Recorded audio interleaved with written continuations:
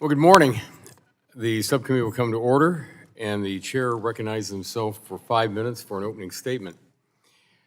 Again, I want to thank our witnesses for being with us today to discuss the importance of artificial intelligence, otherwise known as AI, in the communications and technology sector. And just going off script a little bit, I mentioned this to some of you, no matter where you look today, there's articles about AI and how important it is and where we're going with it. So I appreciate you all being with us. But AI is more than just a thing of fiction. The uses of AI technology spans across many sectors. This technology has the potential to significantly improve the quality of our lives across a range of industries, many of which are within the jurisdiction of this subcommittee. There is no one-size-fits-all approach to regulating this technology, nor should there be. To unlock the full potential of AI, we must establish foundational protection for the data that powers many of these new AI tools by enacting a comprehensive data privacy standard in the United States. As we integrate AI into various aspects of our lives, it is crucial to ensure that its development is guided by ethical principles and American values. In the communications sector, artificial intelligence applications are used to optimize the quality and reliability of service, fight the scourge of robocalls, detect and respond to cybersecurity incidents, and ensure a safe online experience for our kids. AI applications are used to provide faster, more reliable internet service, whether Americans are on a telehealth visit, working from home, streaming their favorite shows, or playing video games. Intelligent networks now and in the future will perform better by using large models to predict where traffic capacity will be needed and when. Network operators currently take advantage of digitized networks to more rapidly detect outages, use detailed analytics to determine the cause of the outage, and eventually get Americans back online faster. This automation takes place not only in wired networks, but also in wireless networks where AI applications are used to optimize the use of airways to provide the best user experience.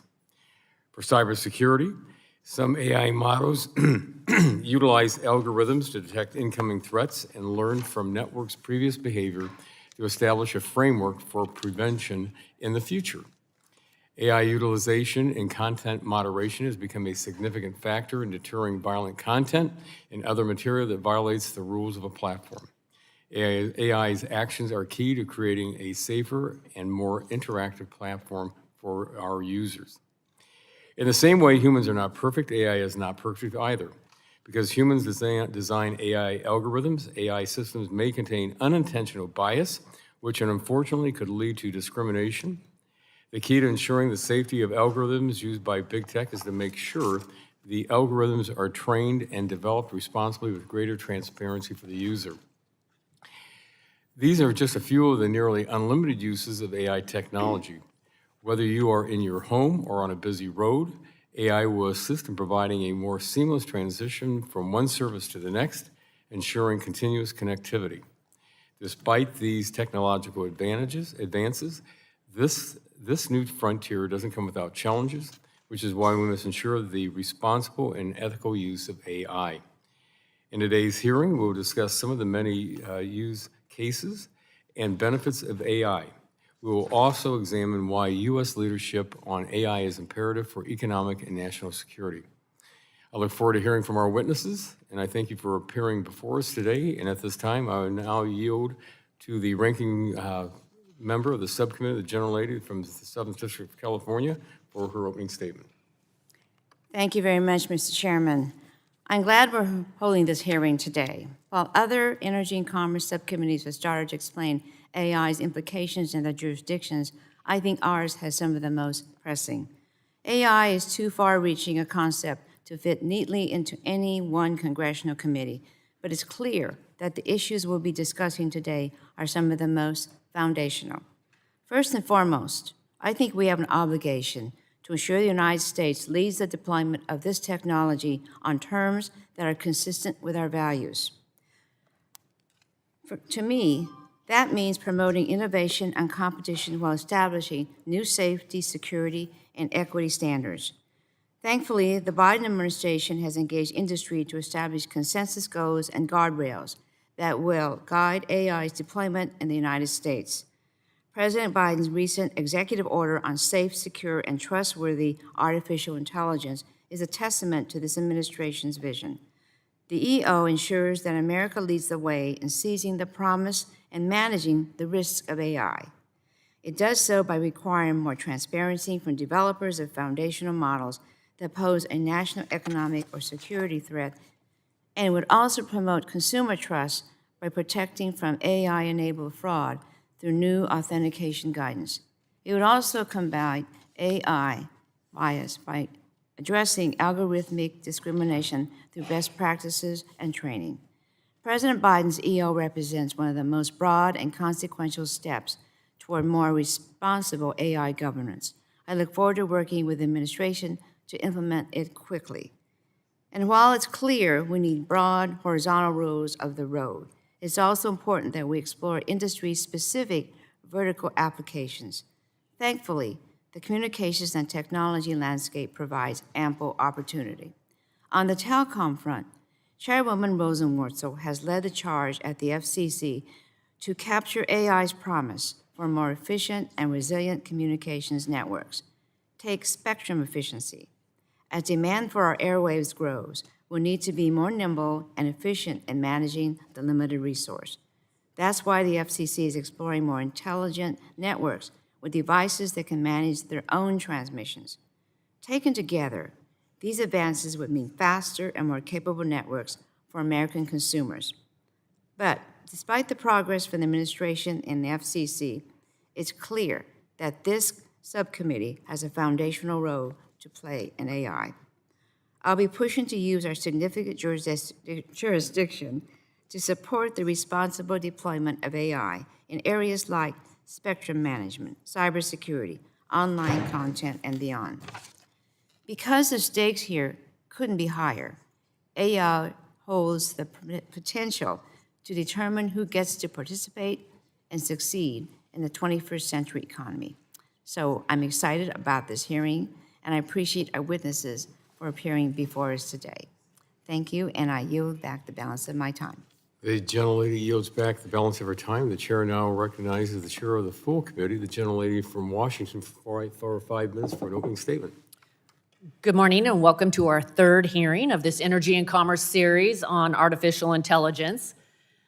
AI has the potential to usher in a new era of discovery and innovation. This technology can be used to solve problems we once thought unsolvable. It offers advancements that could empower people, expand worker productivity, create new jobs, and grow the economy. Its potential is vast, unlocking possibilities across every sector of the economy. That said, AI also raises serious concerns about how bad actors can exploit this technology and abuse it. As AI gets deployed, we must think about appropriate measures to ensure accountability. The best way to start this effort is by laying the groundwork to protect people's information with a national data privacy standard, which provides greater transparency and puts people back in control over the collection and use of their personal information. It is critical that America, not China, is the one addressing these challenges and leading to both AI's development and deployment and ensuring people's data privacy is protected. Access to the internet has become an integral part of life for many Americans. Broadband has unleashed new tools that have improved our education system, healthcare, and our ability to stay in touch with family and friends. It's strengthened our economy, empowered entrepreneurs, researchers, and allowed people to connect around the world in ways they never could before. Providers are constantly working to increase the capacity on their networks and deploy more network infrastructure. AI and machine learning can monitor networks to determine what bandwidth is available at a specific time. This could significantly improve the efficiency of our communications infrastructure without any disruption for people using the services, enhancing the user experience. AI's ability to engage in pattern recognition extends far beyond human capability, allowing for advanced detection of cybersecurity threats and malicious activity. Unfortunately, AI models can also be used to enhance hacking capabilities such as deep fake enabled phishing attacks. The best way to address this malicious use of AI may be, in fact, to leverage AI tools to detect, prevent, and respond to threats. America's networks are under constant attack from our adversaries and other bad actors. Cyber warfare is an ever-changing landscape and requires that we utilize all technologies available to protect our critical infrastructure. Also, AI can be a helpful tool to combat illegal and violent content online, like recent content posted by Hamas, which they are using to recruit, spread propaganda, potentially live stream the murder and torture of hostages, and organize more terrorist activities. That said, while this may be an efficient tool to combat illegal content, we need transparency and accountability from big tech to ensure these new tools aren't being abused to moderate content in a way that infringes on Americans' right to free speech.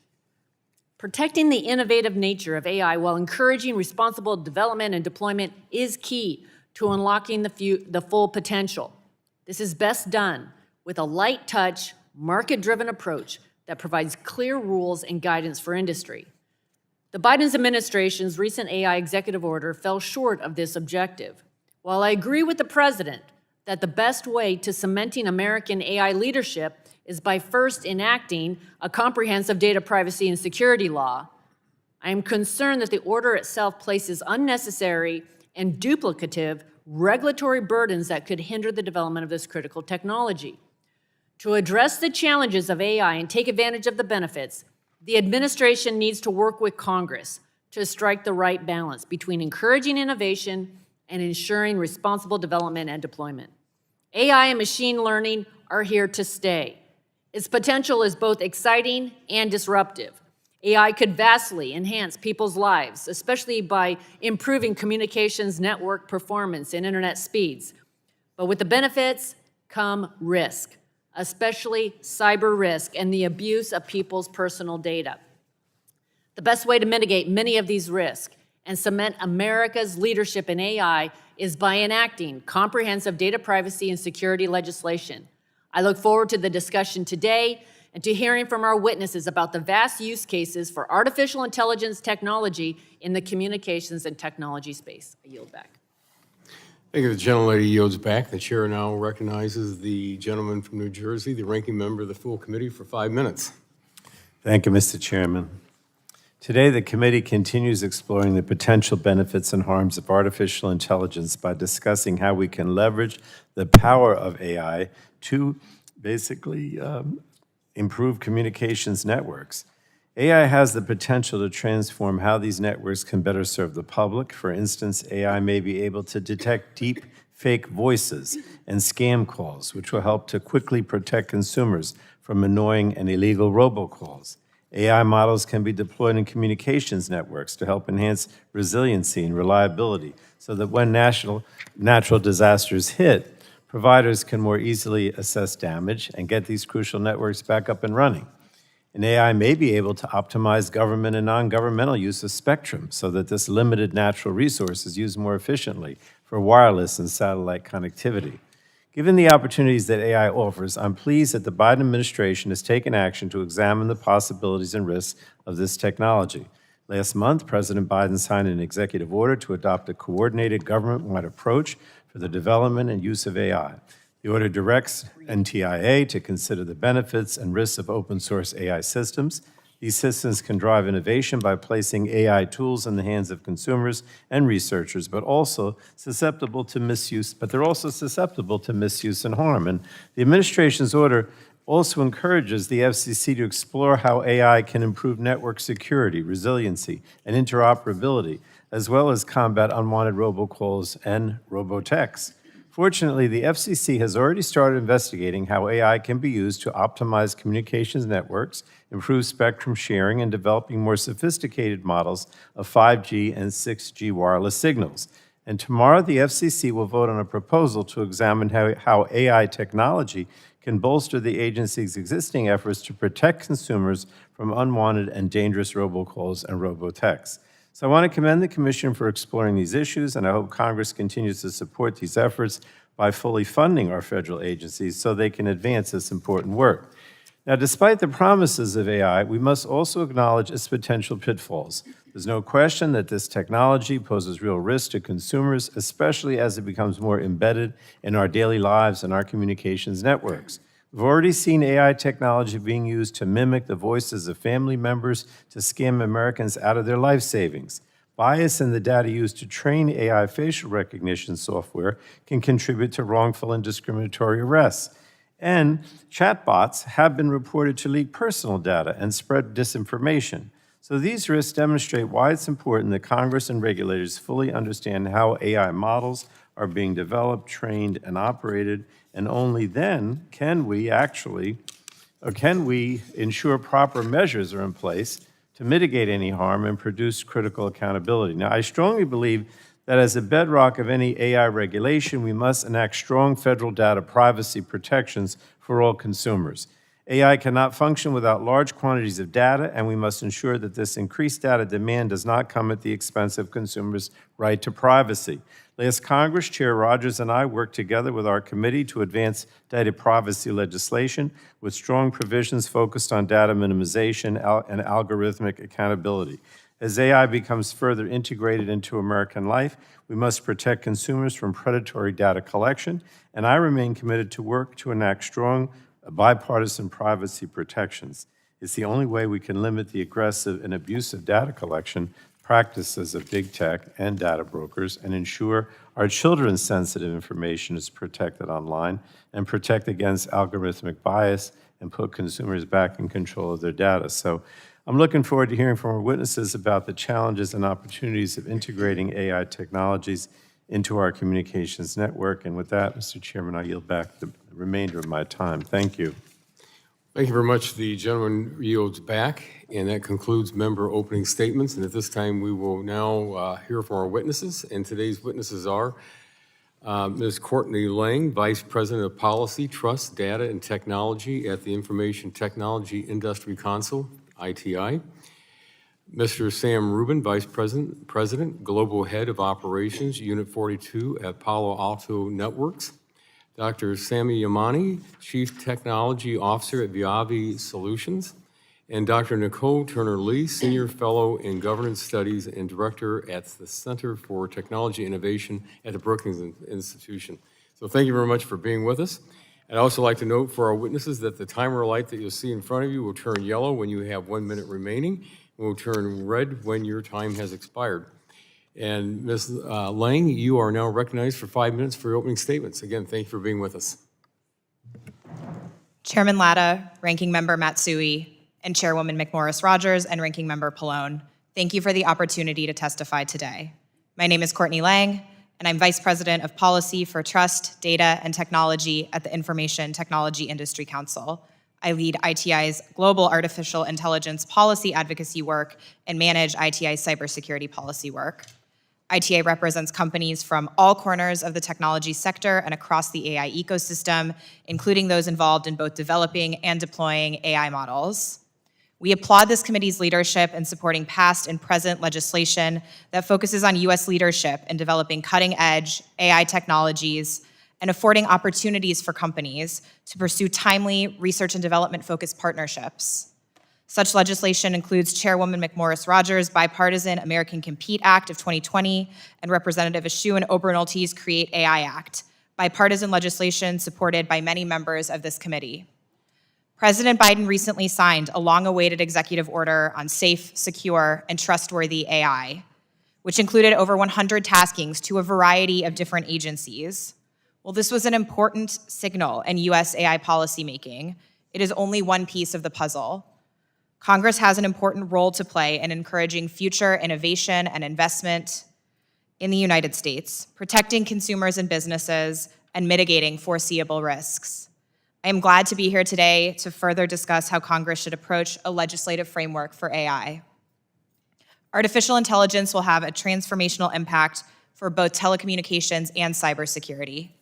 In telecommunications, AI is being used to authenticate calls, analyze voice prints, and filter or block spam callers, helping to address the prevalence of robocalls. In cybersecurity, AI is helping to detect anomalous behavior and respond to incidents more quickly, therefore reducing the ramifications of a cybersecurity incident. These use cases demonstrate how important it is that a US AI policy framework balance the need to support innovation and the need to manage risk and foster accountability.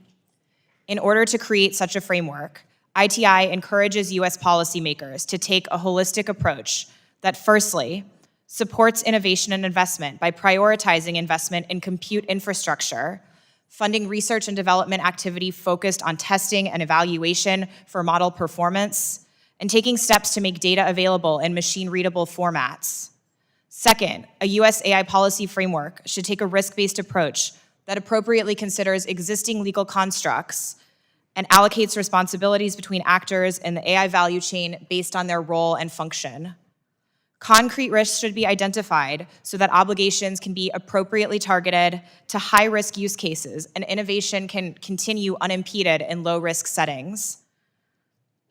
Existing legal frameworks, such as the Civil Rights Act or the Health Insurance Portability and Accountability Act, may already account for certain risks in specific instances. So to avoid duplicating or otherwise creating overly broad regulation, it is important to evaluate these and understand how they might apply.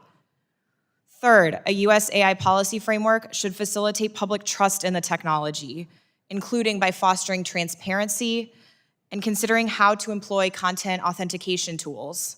Consumer trust will increase the adoption of AI and expand the AI ecosystem in the United States. Fourth, a US AI policy framework should ensure security and privacy, which starts with comprehensive data privacy legislation, but which also includes a recognition that AI can be used to bolster cybersecurity, and that AI should be deployed with security in mind. We applaud this committee's work to advance bipartisan privacy legislation, and we look forward to continuing to work with you on this. Fifth, a US AI policy framework should recognize that US leadership in AI policy is a global imperative, and it should prioritize engagement with like-minded allies overseas to advance a common vision of secure, trustworthy AI. To conclude, AI has the potential to be transformative in the communications sector, in the cybersecurity realm, as well as to society more broadly. Congress should work with stakeholders to develop an AI framework that supports innovation and manages risk, ensuring that the United States remains the leader in AI. Thank you, and I look forward to your questions. Thank you very much. Mr. Rubin, you're recognized for 5 minutes. Good morning. Chairs Rogers and Lauda, ranking members Pallone and Matsui, and distinguished members of the committee. Thank you for the opportunity to testify on the critical role of artificial intelligence in cybersecurity defense. My name is Sam Rubin, and I'm the Vice President of Global Operations at Unit 42, which is the Threat Intelligence and Incident Response Division of Palo Alto Networks. For those not familiar with Palo Alto Networks, we're an American-headquartered cybersecurity company founded in 2005 that's since grown to protect tens of thousands of organizations around the world. We support critical infrastructure operators, the US federal government, universities, and other educational institutions, and a wide range of state and local partners, and we've been using AI to do so for many years. This means that we have a deep and broad visibility into the cyber threat landscape. We're committed to using this visibility to be good cyber citizens and national security partners with the federal government. As my written testimony outlines, AI is central to realizing this commitment. We encourage all entities to embrace the importance of AI for this critical use case. Adversaries are growing increasingly sophisticated, and AI will further amplify and scale the speed of their attacks. However, this backdrop heightens the importance of maximizing the substantial benefits that AI offers for cyber defense. This technology helps network defenders anticipate, track, and block cyber attacks to a degree never seen before. Indeed, the demonstrated impact of AI-powered cyber defense is significant. By leveraging AI, each day, Palo Alto Networks detects 1.5 million unique attacks that were not present the day before. This process of continuous discovery and analysis allows threat detection to stay ahead of the adversary, blocking 8.6 billion total attacks every single day. The bottom line is that AI makes security data actionable for network defenders, giving them real-time visibility across their digital enterprises and the ability to prevent, detect, and respond to cyber attacks quickly. Palo Alto Networks firmly believes that the risky outcome for society is not leveraging AI for cyber defense purposes. My written testimony highlights a particularly compelling use case for AI-powered cyber defense that's showing notable results, up-leveling and modernizing the Security Operations Center, or the SOC, as we call it. For too long, the cyber community's most precious resources, our people, have been inundated with alerts to triage manually. This creates an inefficient game of whack-a-mole while critical alerts are missed and vulnerabilities remain exposed. Results from our own AI-driven SOC are particularly telling. Consider this. Leveraging this capability, we're able to ingest 36 billion events daily. Using AI, we're able to triage that number down to just 8 incidents on average that require manual analysis. This dramatically reduces detection and response time and frees up our analysts for more proactive threat hunting activity to stay ahead of the adversary. We've seen equally encouraging results from customer use cases of this capability, including a 5-fold increase in incident closeout rates and a 6-fold increase in the average amount of security data ingested and analyzed each day. Outcomes like these are necessary to stop threat actors before they can encrypt our systems or steal our sensitive information. Any way you look at it, national security, data security, and critical infrastructure resilience are being enhanced by AI-powered cyber defense, and we want to keep it that way, innovating relentlessly to put the best possible capabilities in the hands of defenders.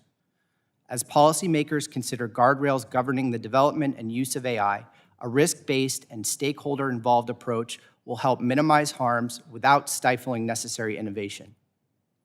We encourage all entities to embrace the importance of AI for cybersecurity and look forward to working with you and your staff to further promote its adoption. Thank you for the opportunity to testify, and I look forward to your questions. Thank you. Dr. Yamany, you are recognized for 5 minutes. Chairman Lara, Ranking Member Matsui, and members of the subcommittee, thank you for offering me to testify today. My name is Dr. Sameh Yamany. I'm the Chief Technology Officer of VIAVI Solutions, an American technology company headquarters in Chandler, Arizona, with nearly 2,000 US employees. At VIAVI, we are proud to be transforming communication networks using AI technologies. Whether we are helping plan how a network will cope with the traffic demands of major sporting events or when disasters strike, VIAVI is bringing the power of AI to improve American telecommunications. In big cities and small towns across our nation, the introduction of AI-driven network solutions by VIAVI are revolutionizing the telecommunication industry to keep Americans connected when and where they need it the most. While we do not work with everyday American consumers, our technology supports their critical day-to-day connectivity needs. Many of our tools have progressively incorporated AI and machine learning technologies to improve the accuracy and efficiency of network functions and take on tasks that human operators could never have performed, including proactively safeguarding against cybersecurity threats and vulnerabilities. Perhaps VIAVI's most advanced tool for improving American communication networks is our AI-powered digital twin technology. These powerful applications create what we think of as a network's flight simulator to help our customers understand how networks will respond in the real world by first creating a virtual network of the provider networks and simulating millions of network events. VIAVI's AI system enable real-time adjustment to manage complex problems in the network because they have seen them before in the digital twin. VIAVI's proactive approach to network monitoring and management means that we can help providers speed repairs and reduce the need for extensive manual labor when restoring critical services during and after disasters.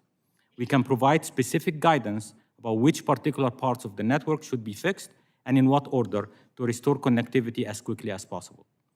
But disasters aren't the only stressors on our nation's network. Sporting events, celebration, and other mass gatherings can easily overwhelm a network, potentially cutting off the communication needed, for example, to reunite families in a large crowd or provide medical services. Here too, VIAVI's AI-driven solutions help providers optimize their network, both in advance and as situation evolves.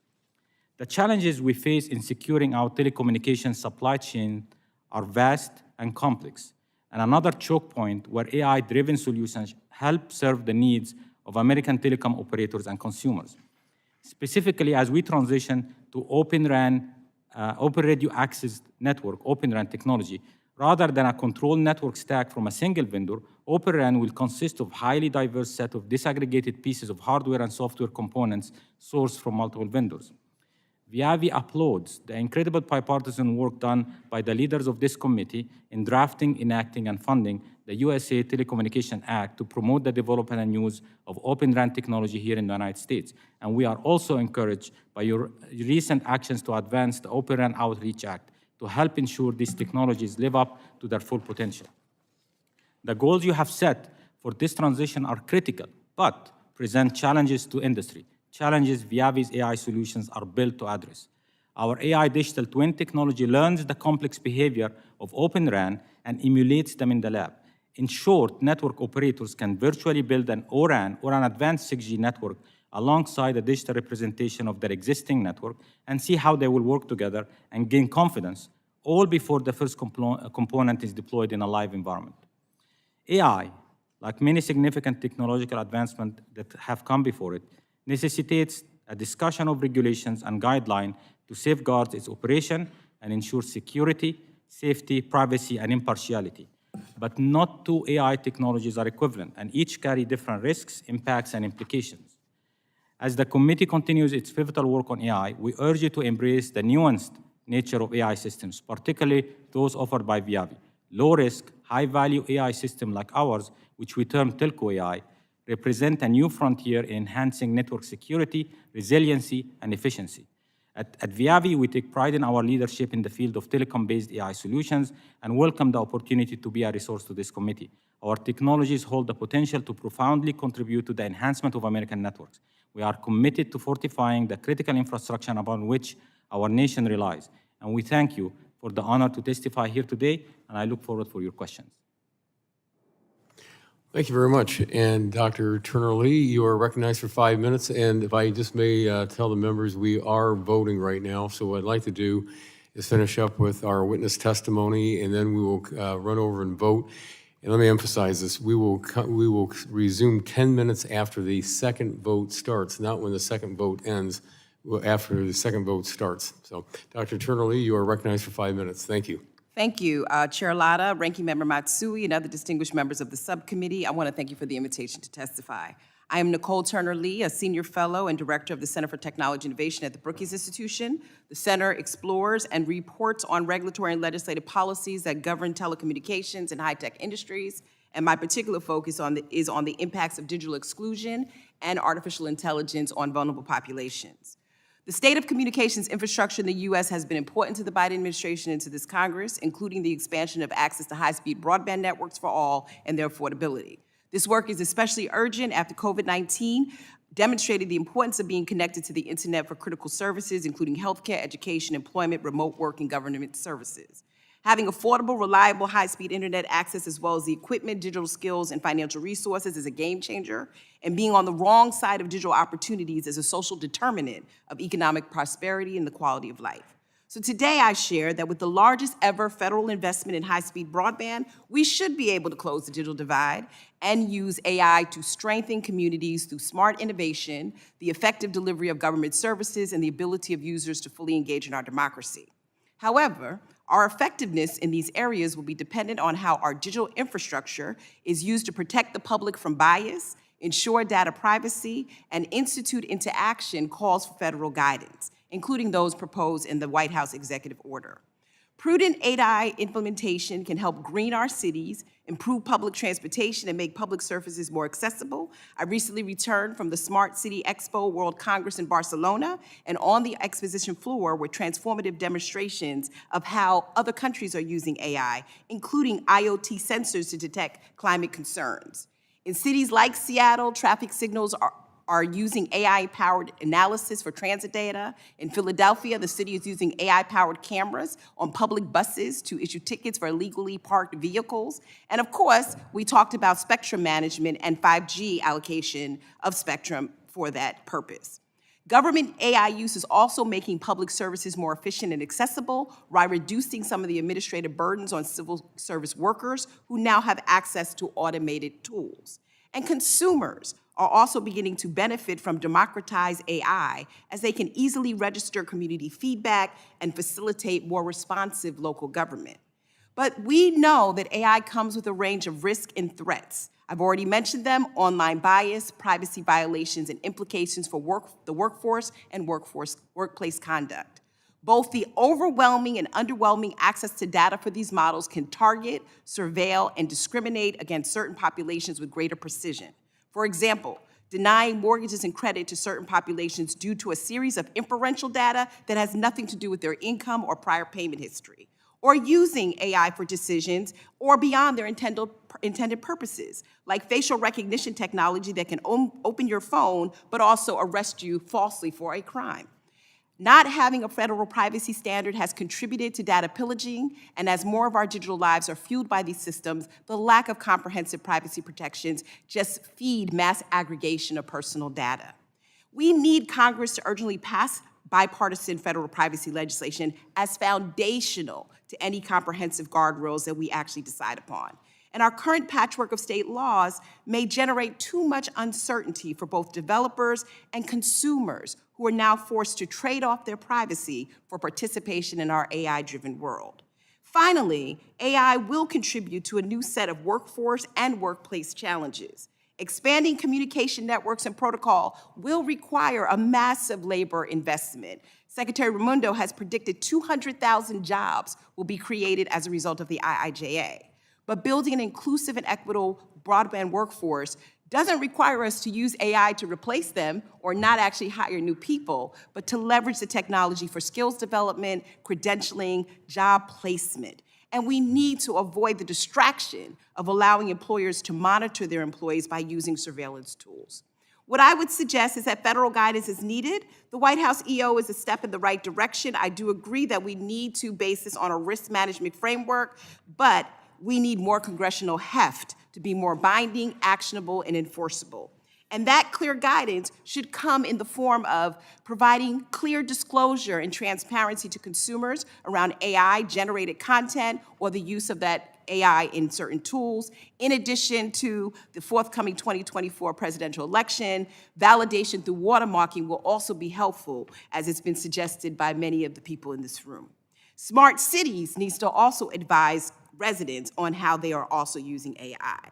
If we're going to have AI be transformative, we have to be equally aggressive on the legislation and guidance and equally aggressive on its transformative capabilities. Thank you so much, and I look forward to your questions. Well, thank you very much. That concludes our witnesses' opening statements, and as I mentioned, we will resume 10 minutes after the second vote starts, not ends, starts.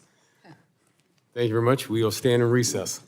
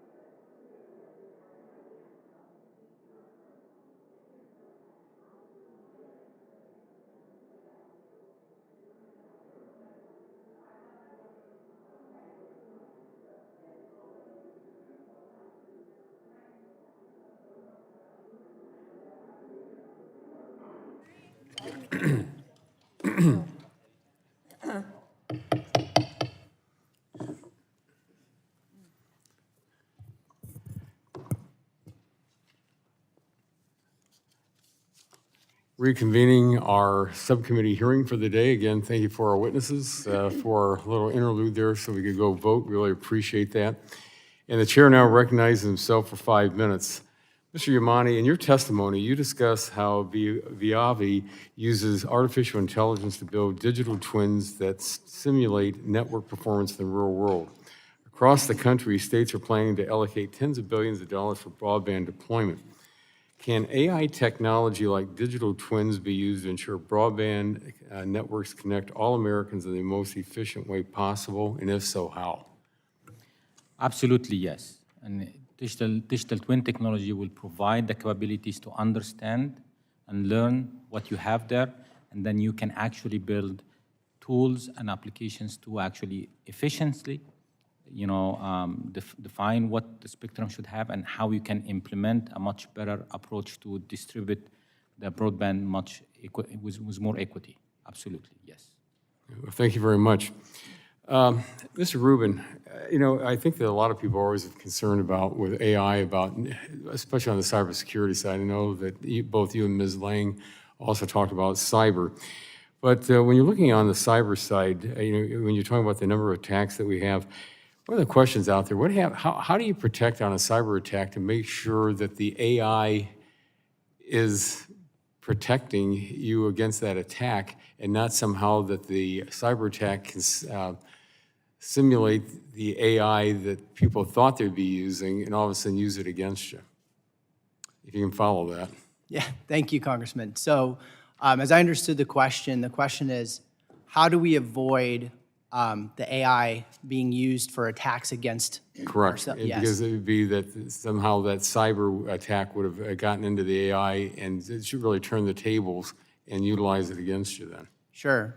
So at Palo Alto Networks, we see a lot, right, with the telemetry and data that we have and the products that we have protecting our customers, and as well as with the research that we do. And we do see adversaries using AI to accelerate their own attack capability. And so this is something that's happening out there. That being said, when we look at the balance of how AI can be used against us or be used as defenders, we think that there's a real advantage for its use in defense. Okay.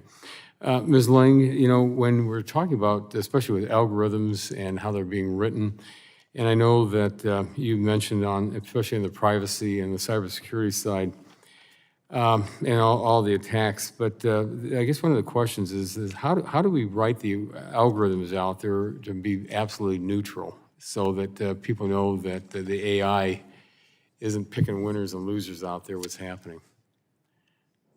Yeah, thank you for the question, Congressman. So one of the things that's very important when we're thinking about steps to take to ensure that AI systems are performing in a way that is equitable for all parties is thinking through, right, we have input data and then output data or outputs from the AI system. On the input side, data quality is something that's really important. And so one of the measures that organizations can take is really looking through, how do we ensure that the data that we are inputting into the system is as high quality as possible? And what I mean by that is, how do we ensure that it is accurate, that it is representative, that it is relevant to the task that we are training the AI system for? And that's, one set of measures that organizations can take as they're developing and implementing an AI risk management approach to really ensure that AI systems are performing as they are intended to perform and not picking winners and losers. Okay. Let me follow up. With the Biden administration's executive order on AI, which directed agencies across the executive branch to implement regulations that govern the use of AI in their respective industry sectors, how should federal agencies approach any potential regulation of artificial intelligence use cases within their own subject matter expertise? Sure, happy to respond to that as well. So as you know, the executive order tasks many different agencies across the federal government with assessing and evaluating the use of AI within their particular sectors. And then from that point, in certain instances, they are directed to either develop guidelines, or NIST is developed to help develop guidelines to help direct the use of AI in those sectors. But one of the things that's very important to consider as sector-specific agencies are looking at, how they would like to address specific AI-related risks is to first think through and look at kind of what existing authorities they have to address the risks, think through what are the concrete risks that we are trying to address within our sector, because risks in the healthcare sector are going to look very different perhaps than risks in the energy sector or risks in a different sector. So really thinking through what the risk profile is in each of those sectors, and then ensuring that as guidance is being developed, it is targeted to those risks is going to be very important. I think the other thing that I would note is just making sure that as guidance is being developed, to write it in a way that is flexible and can account for the evolution of the technology. And that really means focusing on what outcomes should be achieved, as opposed to kind of prescriptively mandating this is how you should achieve those outcomes. So those are two areas that I think are really important for federal agencies to keep in mind as they're progressing on some of the taskings under the executive order. Well, thank you very much. My time has expired, and the chair recognizes the gentlelady from California, the ranking member of the subcommittee, for 5 minutes for questions. Thank you very much, Mr. Chairman. One of the most exciting applications for AI is the role it can play in cybersecurity risk management. I've been especially focused on the growing cyber threat our K-12 schools face. Attacks targeting the sensitive information of students and their families are growing more frequent and severe. According to K-12, there have been more than 1,600 cyber incidents between 2016 and 2022. That's why I introduced the bipartisan, bicameral Enhancing K-12 Cybersecurity Act to provide new cybersecurity resources and promote better access to information. Mr. Rubin, can you describe the cyber threat landscape facing America's K-12 schools? And do you believe additional resources are needed to address this growing threat? Yes, thank you, Congresswoman. There's no doubt our schools are facing a cyber threat. From an incident response perspective, Unit 42, the team that I lead, helps organizations, including schools, who get hit with cyber attacks. In the past year, we've helped numerous who have had their networks taken down, and they've been unable to provide schooling as a result. And so I think we do need to do more to help these organizations.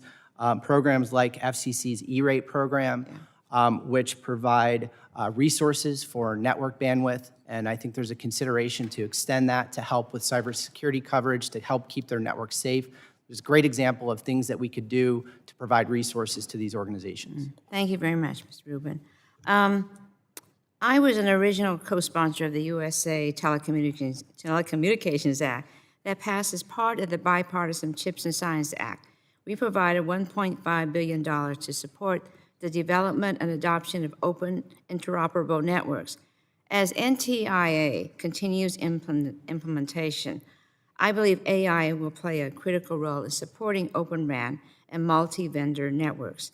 Mr. Yamany, while greenfield deployment of Open RAN networks are moving ahead, integration of Open RAN into existing networks can be more challenging. How can AI be leveraged to support Open RAN integration? Thank you, Madam Congressman.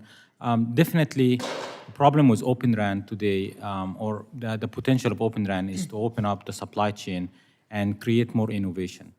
The confidence in these new technologies in terms of replacing what's currently there and get the confidence about its performance requires a lot of testing. It requires a lot of bringing a lot of maturity into the technology itself.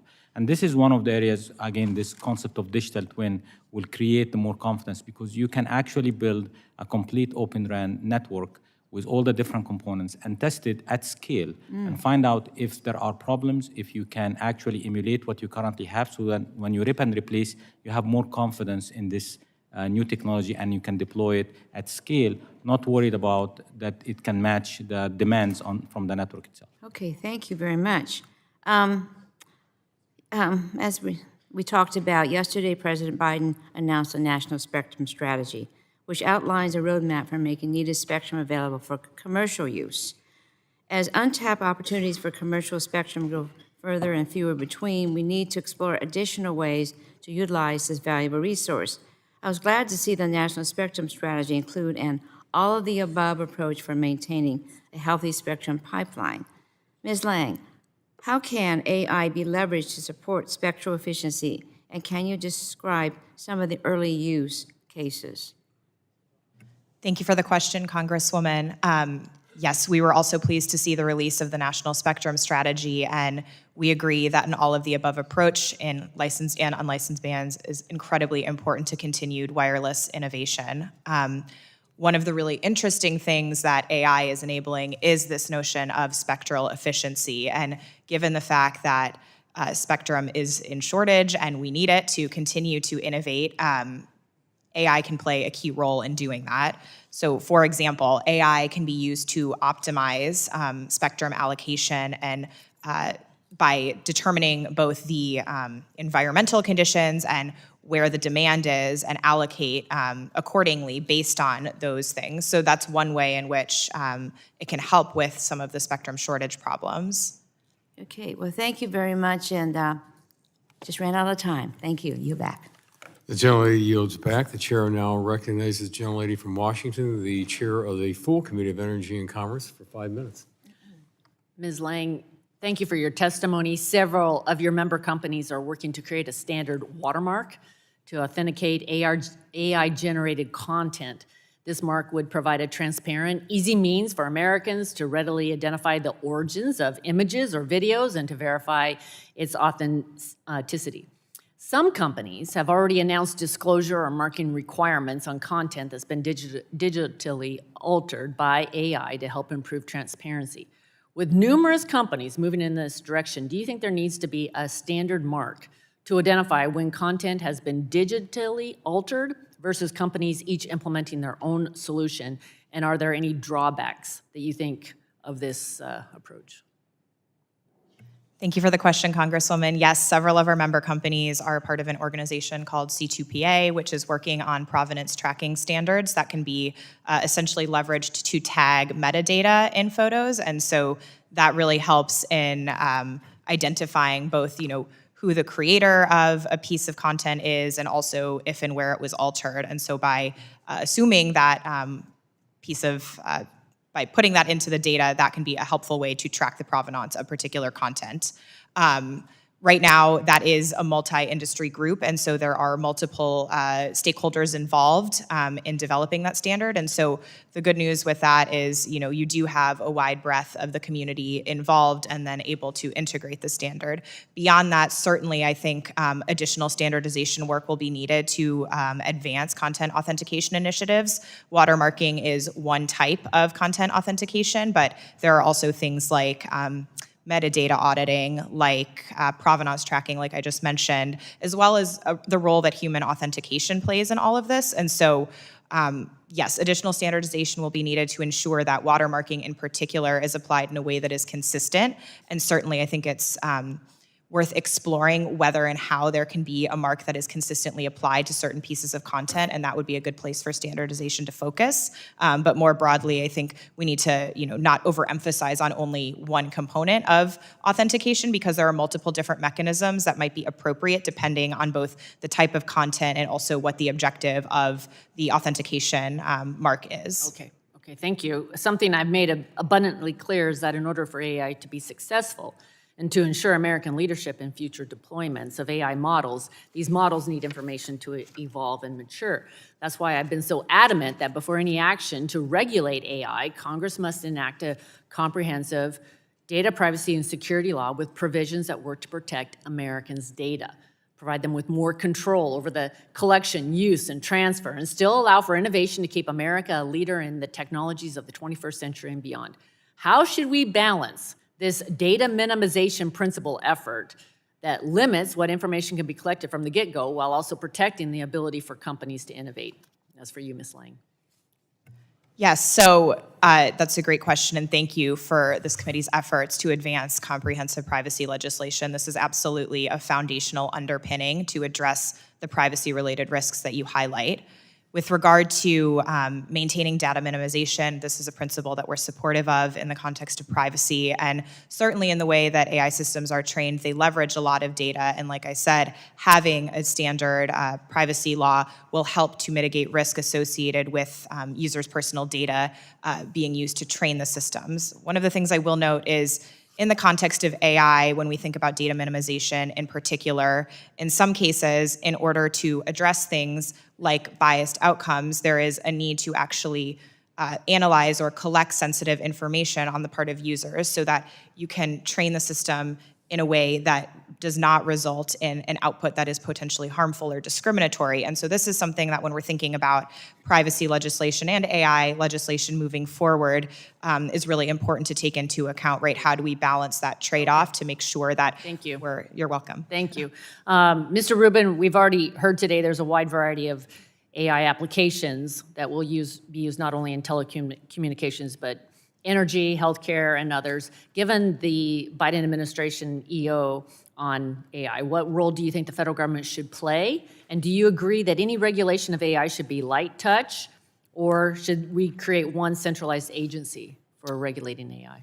Thank you, Congresswoman. So from the federal government's perspective, the role that it plays is critical to ensuring the adoption of security safeguards and creating guardrails around the safe use. But I think it's also critical that any regulation considers the use cases that are going into play, right? From a cybersecurity perspective, that's very different than a use case as it pertains to maybe a consumer application, like I believe earlier there was an example of a mortgage application. And so that's a difficult balance because there's such a wide variety of applications, but I think it's important that whatever framework or regulatory considerations go into place allow for the operation without stifling innovation. Thank you. I yield back. Thank you. The gentlelady's time has expired. The chair now recognizes the gentleman from New Jersey, the chair or the ranking member of the full committee, for 5 minutes. Thank you, Chairman Latta. While it's promising that AI can help make our communications networks more reliable, efficient, and secure, the vast amount of the data that is needed to train and run AI systems is staggering. Often that data includes massive amounts of information about individuals, consumers, and most people don't even understand how these AI systems work. And that's why it's important that consumers are at the heart of any AI discussion, and it's important that our committee work to include putting them back in control of their data to ensure companies collect only the consumer data they need to provide products and services to those consumers. So I just wanted to ask all the panelists a simple yes or no. Do you agree that the bedrock of any AI regulation must be comprehensive privacy legislation that includes clear rules around data minimization and algorithmic accountability? Yes or no? I'll start with Ms. Lang. Yes, we support data minimization standards, but we hope to work with this committee on addressing appropriately targeted legislation for algorithmic accountability separately. All right, Mr. Rubin. Palo Alto Networks absolutely supports a strong federal privacy standard. Cybersecurity is an important aspect of protecting our privacy as well, and we believe it's important that any federal privacy standard recognizes that.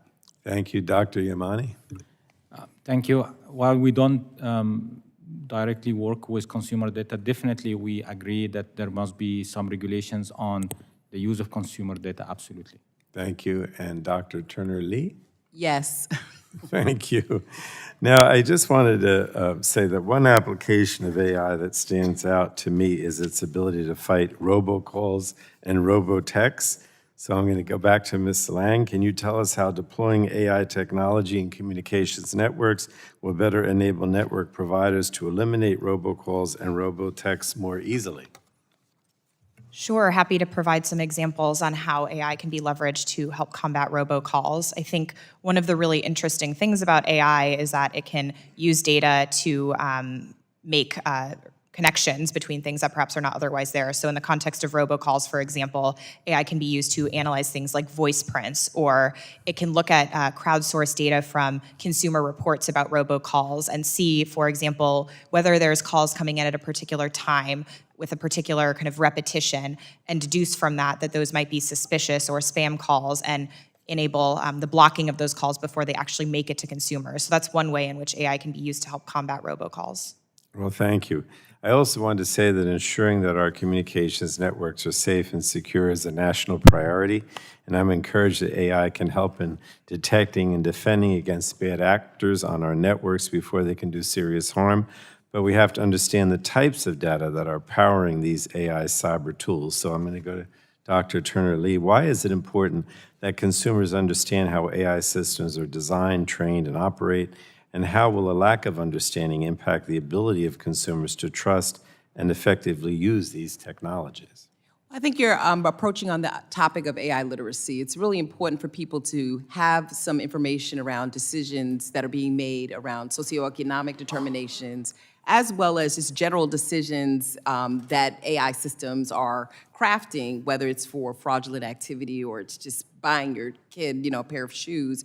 I think we're pretty dissident in terms of what it actually means to have these systems for us. If we're going to create trustworthy AI, Congressman, I think putting in place privacy standards, as we've discussed, minimizing data, but also having some deletion requirements also help. And I would also add disclosure, right? So people know that AI systems are in play in the decisions that are being made about them. Thank you. Last question, Mr. Rubin. What types of data are you using to train and operate your AI systems, and what protections do you have in place to protect any sensitive information that you use? Thank you, Congressman. So the type of data that Palo Alto Networks uses to protect networks from a cybersecurity perspective is telemetry that's generated from endpoints, which are the laptops or desktops or mobile phones we use, from servers, from cloud devices, and from our networks. But I want to be clear that that telemetry is machine-generated information about how those systems are used. Things like what applications are running, things like what malware or other data might be operating on the machine, more metadata distinct from consumer information or PII. So it's system telemetry that gives us an understanding of how the systems are functioning and gives us the ability to assess what's going on from a security perspective. Thank you. Thank you, Mr. Chairman. Thank you very much. The gentleman's time has expired. The chair now recognizes the gentleman from Michigan's 5th District for 5 minutes. Thank you, Mr. Chairman, and thanks to the panel for being here. For me, talking about AI sometimes brings shivers to my bones, kind of like what I felt since I was in grade school and was hoping that the metric system wouldn't come to fruition in my time.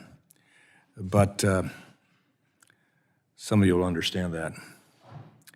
Mr. Lang and Ms. Lang and Mr. Yamany, telecommunications and broadband access are crucial services for my constituents, especially those who live in rural parts of Michigan, even in the cabs of tractors and combines.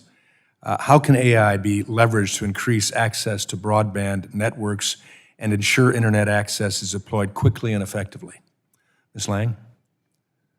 Sure, thank you for the question, Congressman. One of the really interesting use cases for AI is around broadband mapping, and this is something that can be done more accurately and more precisely with the integration of artificial intelligence. So, for example, we have some broadband maps now, but AI can be used to help enhance those, and in certain cases, it can actually see from the data particular buildings that perhaps are without broadband access even within a community. And that can help to more quickly and effectively extend broadband and internet service to those populations. So that's really an interesting use case for AI on the broadband access side. That'd be an amazing help with the maps that are out there right now. Yeah. Mr. Yamany? Yeah, thank you, Congressman, for the question. Definitely using AI will help in understanding where the network capacity can be and efficiently utilize that, and you can actually optimize it. Also, the idea of bringing in Open RAN, which is, is going to provide more innovation that can create a much better kind of cost analysis of where you can bring the spectrum and how you can use it there. Definitely all these AI tools will help create a much better way of distributing the resources of the network and hence improve a lot of access to broadband services. Okay, thank you. Ms. Lang, in your written testimony, you raised concerns about policymakers and regulators classifying entire sectors as, and I quote, high risk. Can you talk about the implications of what would happen if the entire telecommunications sector was classified as high risk? Sure, happy to answer that question. So one of the things that we've encouraged policymakers to do is take a risk-based approach to AI legislation or regulation. And this means targeting obligations at use cases that are high risk or pose a significant risk to fundamental human rights or to people's safety. One of the things that we've seen taking place internationally is a tendency to designate entire sectors as high risk, which unfortunately misses some of the nuance. So when we're thinking about the telecommunications sector, for example, there might be particular applications within the telecommunications sector, for example, AI that's used as safety components in a critical infrastructure application in the telecom network that are perhaps high risk. However, if you were to capture the entire sector as high risk and designate all uses within that sector as high risk, you would unfortunately capture many low-risk use cases and many beneficial applications of AI technology, and the regulation would likely be somewhat disproportionate. So it's really important that when we're thinking about, how to characterize risk, that we're thinking through, okay, what are some of the very specific context in which AI is being deployed even within these sectors, and that any regulatory measures account for that. In lieu of that caution, or because of that caution, if we were to label critical infrastructure as high risk, would that pull in telecommunications as well? Yes, certainly depending on the definition of critical infrastructure used, but in the US there are 16 critical infrastructure sectors, one of which is the telecommunications sector. So certainly if critical infrastructure itself was labeled as high risk in the US, that would likely implicate the telecommunications. Ought to be a caution there. Okay, thank you. Mr. Rubin, we hear a lot about doom and gloom of AI. Your testimony paints a rather different and promising picture. Can you please provide brief, concrete examples of how AI played a critical role in your day-to-day work as a cyber intelligence professional? Absolutely. Thank you for the question. I would say the use of AI and the capabilities of AI is an absolute game changer for us as defenders, right? Being the group of people responsible for detecting and responding to cyber attacks, it gives us this incredible capability and power that we didn't have before. I've been doing this for about 20 years, and if I go back, 10 or so years, and I look at the activities that I would do when I'm responding to a cyber attack, much of it is manual correlation of disparate pieces of information and stitching that together by hand, which takes an inordinate amount of time and is simply not scalable. And so when you compare that with the speed of attacks today and how quickly the cyber adversaries are able to infiltrate our networks and move and take data, you have to operate at machine speed. And that's exactly what AI gives us the capability of doing. Efficiency, okay. Thank you. My time has expired. I yield back. The gentleman's time has expired. The chair now recognizes the gentleman from Texas's 33rd District for 5 minutes. Thank you, Mr. Chairman. And I think that this is a great topic today. I don't think that we can talk about it enough. And I wanted to ask Dr. Lee Turner a question. Your expertise and knowledge on all things technology, I think, has been really good for this committee today. And before getting into my line of questioning, I also wanted to thank you for the work that you do to advocate on low income having access to broadband. I think that is hugely important to make sure that people don't keep falling behind. I also appreciate the recognition in your testimony that the Affordable Connectivity Program is an important bridge between closing that gap in this country, both in districts that I represent that are urban and even more so in rural districts like the ones that many of our friends on the Republican side represent. And in your written testimony, you highlight that the digital divide and the use of AI are connected ideas. We are also aware that our broadband maps are an important tool in helping us close that gap. Could you explain in what ways AI can be used to depict how broadband access is being used and automate process to help enhance the broadband mapping process? Well, first and foremost, thank you very much, Congressman, for those words. I'm humbled by that appreciation and recognition because this has been my life's work for 30 years. And I do want to reiterate, as it was said in the written testimony, we have to close the digital divide or our conversations on artificial intelligence use are just going to be null and void because people will be left behind here. With that being said, clearly I think we've heard that AI can be very useful in helping us to gather the necessary data when it comes to broadband assets, where they're located, how they're being used, in terms of management of those assets, and how we're deploying them in very efficient manners. We also still have to be careful that we may not have enough data. When you think about rural communities where the scarcity of data exists, the extent to which the AI will be effective in giving us a true portrayal of assets there will be, something that we'll have to go back and interrogate.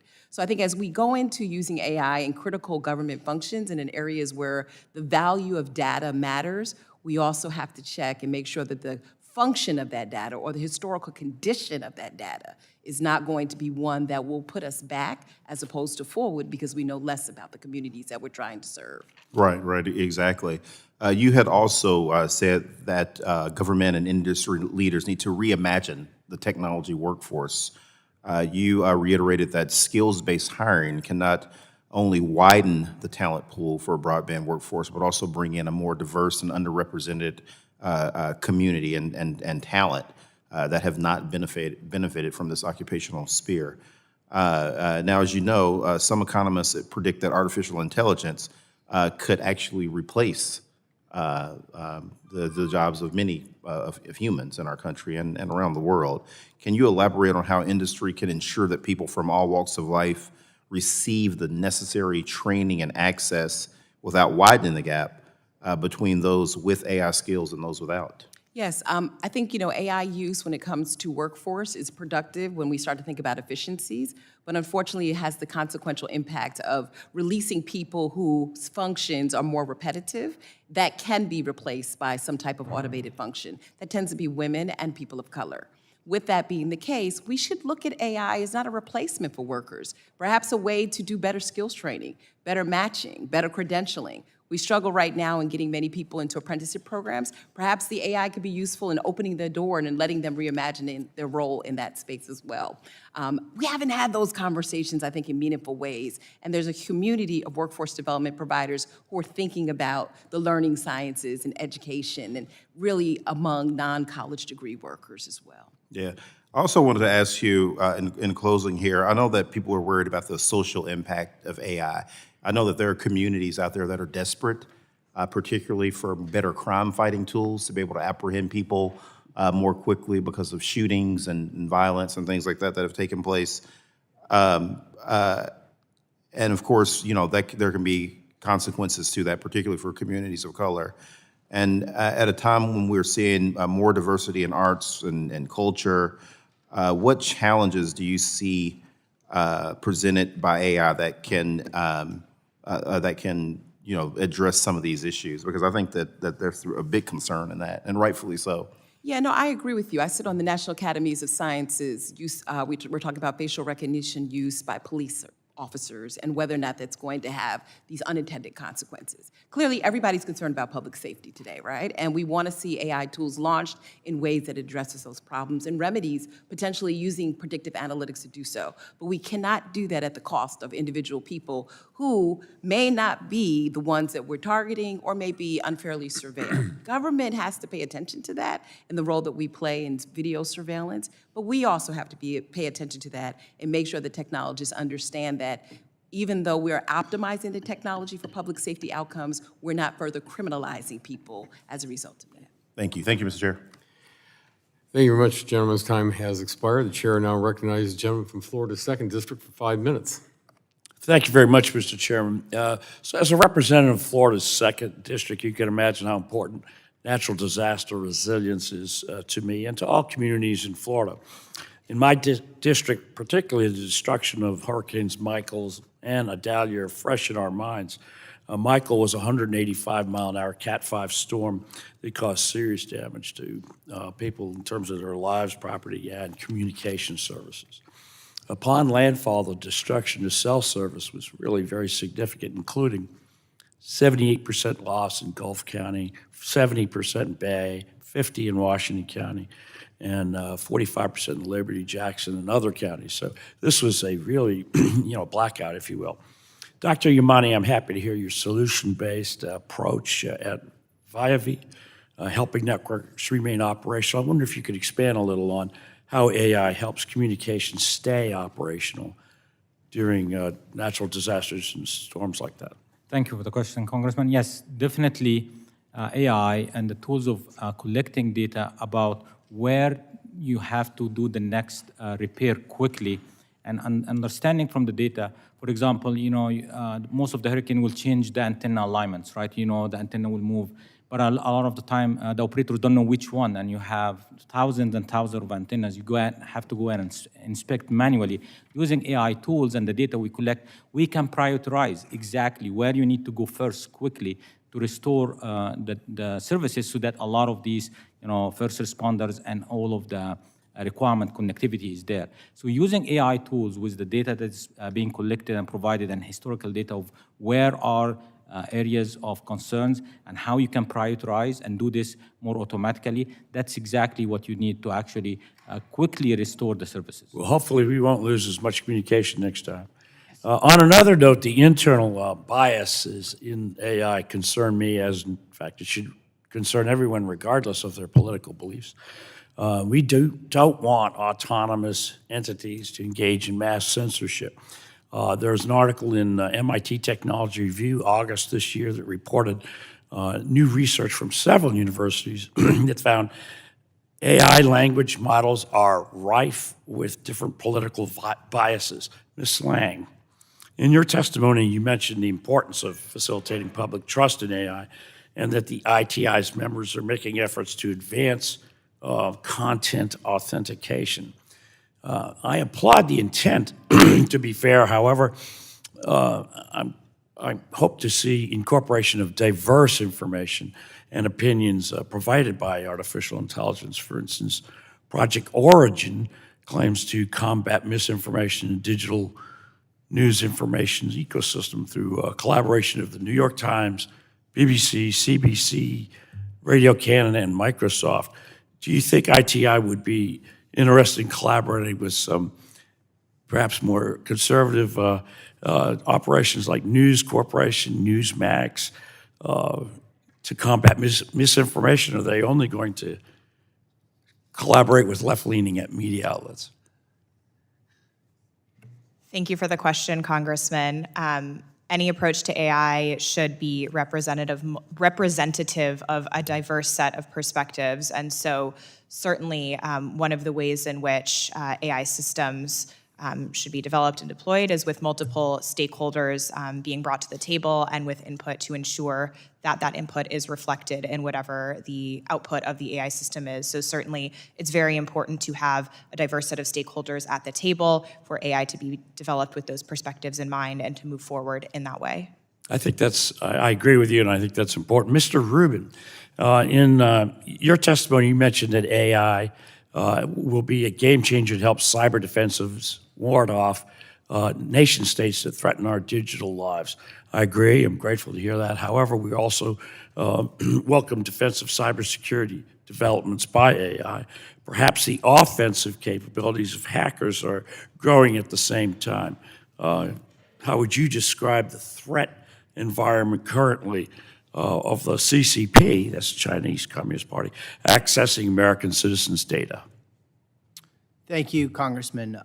As it relates to the AI threat, generally, as I testified earlier, that is part of what is out there on the threat landscape, and we are seeing our adversaries leveraging certain capability with things like generative AI to make phishing attacks, for example, more effective, and to make some of their attacks faster from a speed and scale standpoint. As it relates to China, they're absolutely an adversary that we are watching at Palo Alto Networks and that we do see in terms of attacking our companies and our organization. Well, you're doing the Lord's work. Thank you very much, and yield back. The gentleman's time has expired, and the chair now recognizes the gentleman from California's 29th District for 5 minutes for questions.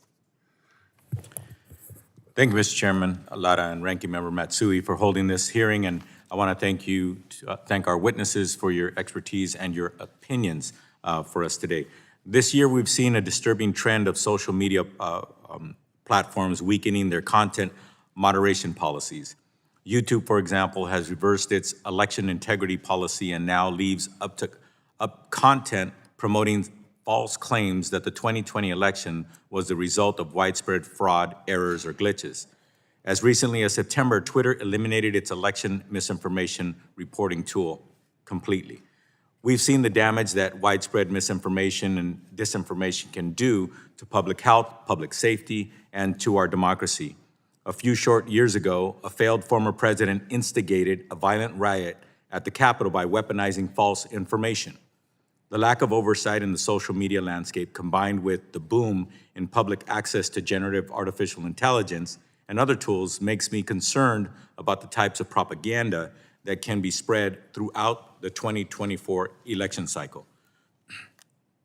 Dr. Turner Lee, with the AI tools currently available to the public, how great is the risk that we see a boom in misinformation and disinformation online, and how much of this risk is due to the availability of these AI tools? Thank you for that question. Obviously, since the previous elections, we've not spent the due diligence to strengthen our election infrastructure. And we're going to continue to see vulnerabilities in that infrastructure due to the fact that without, again, a national privacy standard, in addition to some protocols, norms, and standards on how we value the integrity of our voting system, we'll be prone to misinformation and disinformation. The nature of technology, unfortunately, in and of itself, is to amplify the opinions and biases that we have. And when it does that, it actually creeps into, I think, some of the areas in which we are most concerned about in our democracy. So with that being the case, our hope is that we will not see companies pull back on those efforts and that they will continue to be aggressive in monitoring those types of attacks. And I think, secondly, we are probably at a stage, and I'll end here, where we have to do increased voter engagement and awareness of these tools. And I think that's why AI literacy is particularly important going into this election. Thank you. Dr. Turner Lee, what are social media platforms currently doing to prepare for the risk of AI-generated propaganda ahead of the 2024 election and beyond? Is it enough? Yeah, I mean, I think what we're seeing now, and it's been echoed through several conversations so far, is that they are using AI to beat AI, right? And figuring out ways to leverage the technology to help us do better content moderation.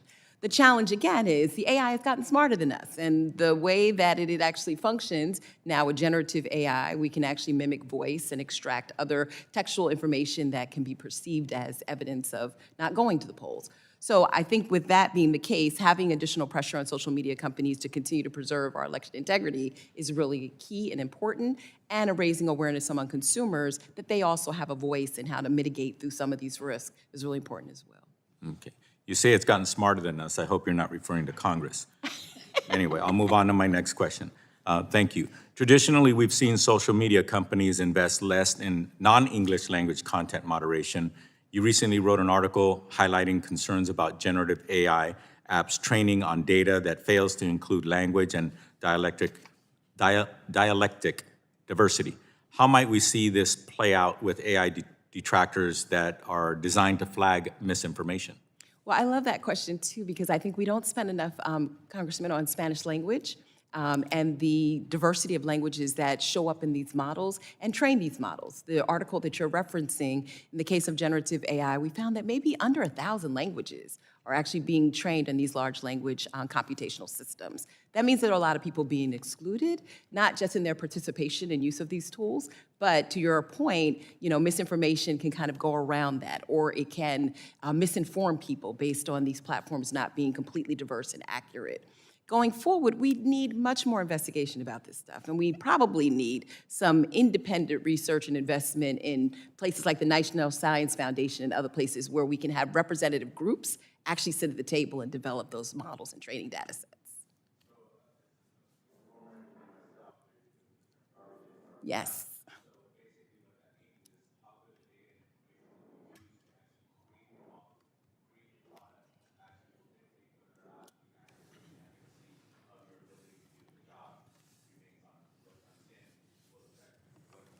That's right. And I would just add to that, and a lot of researchers have been focusing on this, the data that we're putting into these systems are traumatized, meaning they're coming with all of our historical baggage alongside some of the modern day assumptions that we have about our world. So it's really important for us to continue to interrogate that and put in some comprehensive guidance or regulation that will help us steer in bias in particular. Thank you, Mr. Chairman. Time have expired. I yield back. Gentleman's time has expired, and the chair now recognizes the gentleman from Utah's 3rd District for 5 minutes. Thank you, Mr. Chairman, and thank you for holding this hearing, and to you and the ranking member, our witnesses. My appreciation to my colleagues who take this issue so seriously, and many of them are very well informed on it. I'd like to start, Ms. Lang, with this concept of the executive order that you mentioned. Executive orders have advantages and disadvantages, right? One of them is they can be fast and move quicker than Congress, but they also may not be long-lasting. So a couple questions about the executive order that's out. What are there things in there that you would like to see move into legislation and that would be better in legislation? And can you give me a sense of the balance the executive order strikes between guardrails and overregulation? Sure, happy to talk a little bit about the executive order. Certainly there was a big emphasis on supporting innovation in the executive order, which is something that ITI was pleased to see. For example, it directs the National Science Foundation to launch a pilot program of the National AI Research Resource, which I know there is a bill present as well on the Create AI Act. This is something that we would love to see move forward, particularly because standing up this research resource is so critical to advancing research and development. So that was one area that we were particularly pleased to see.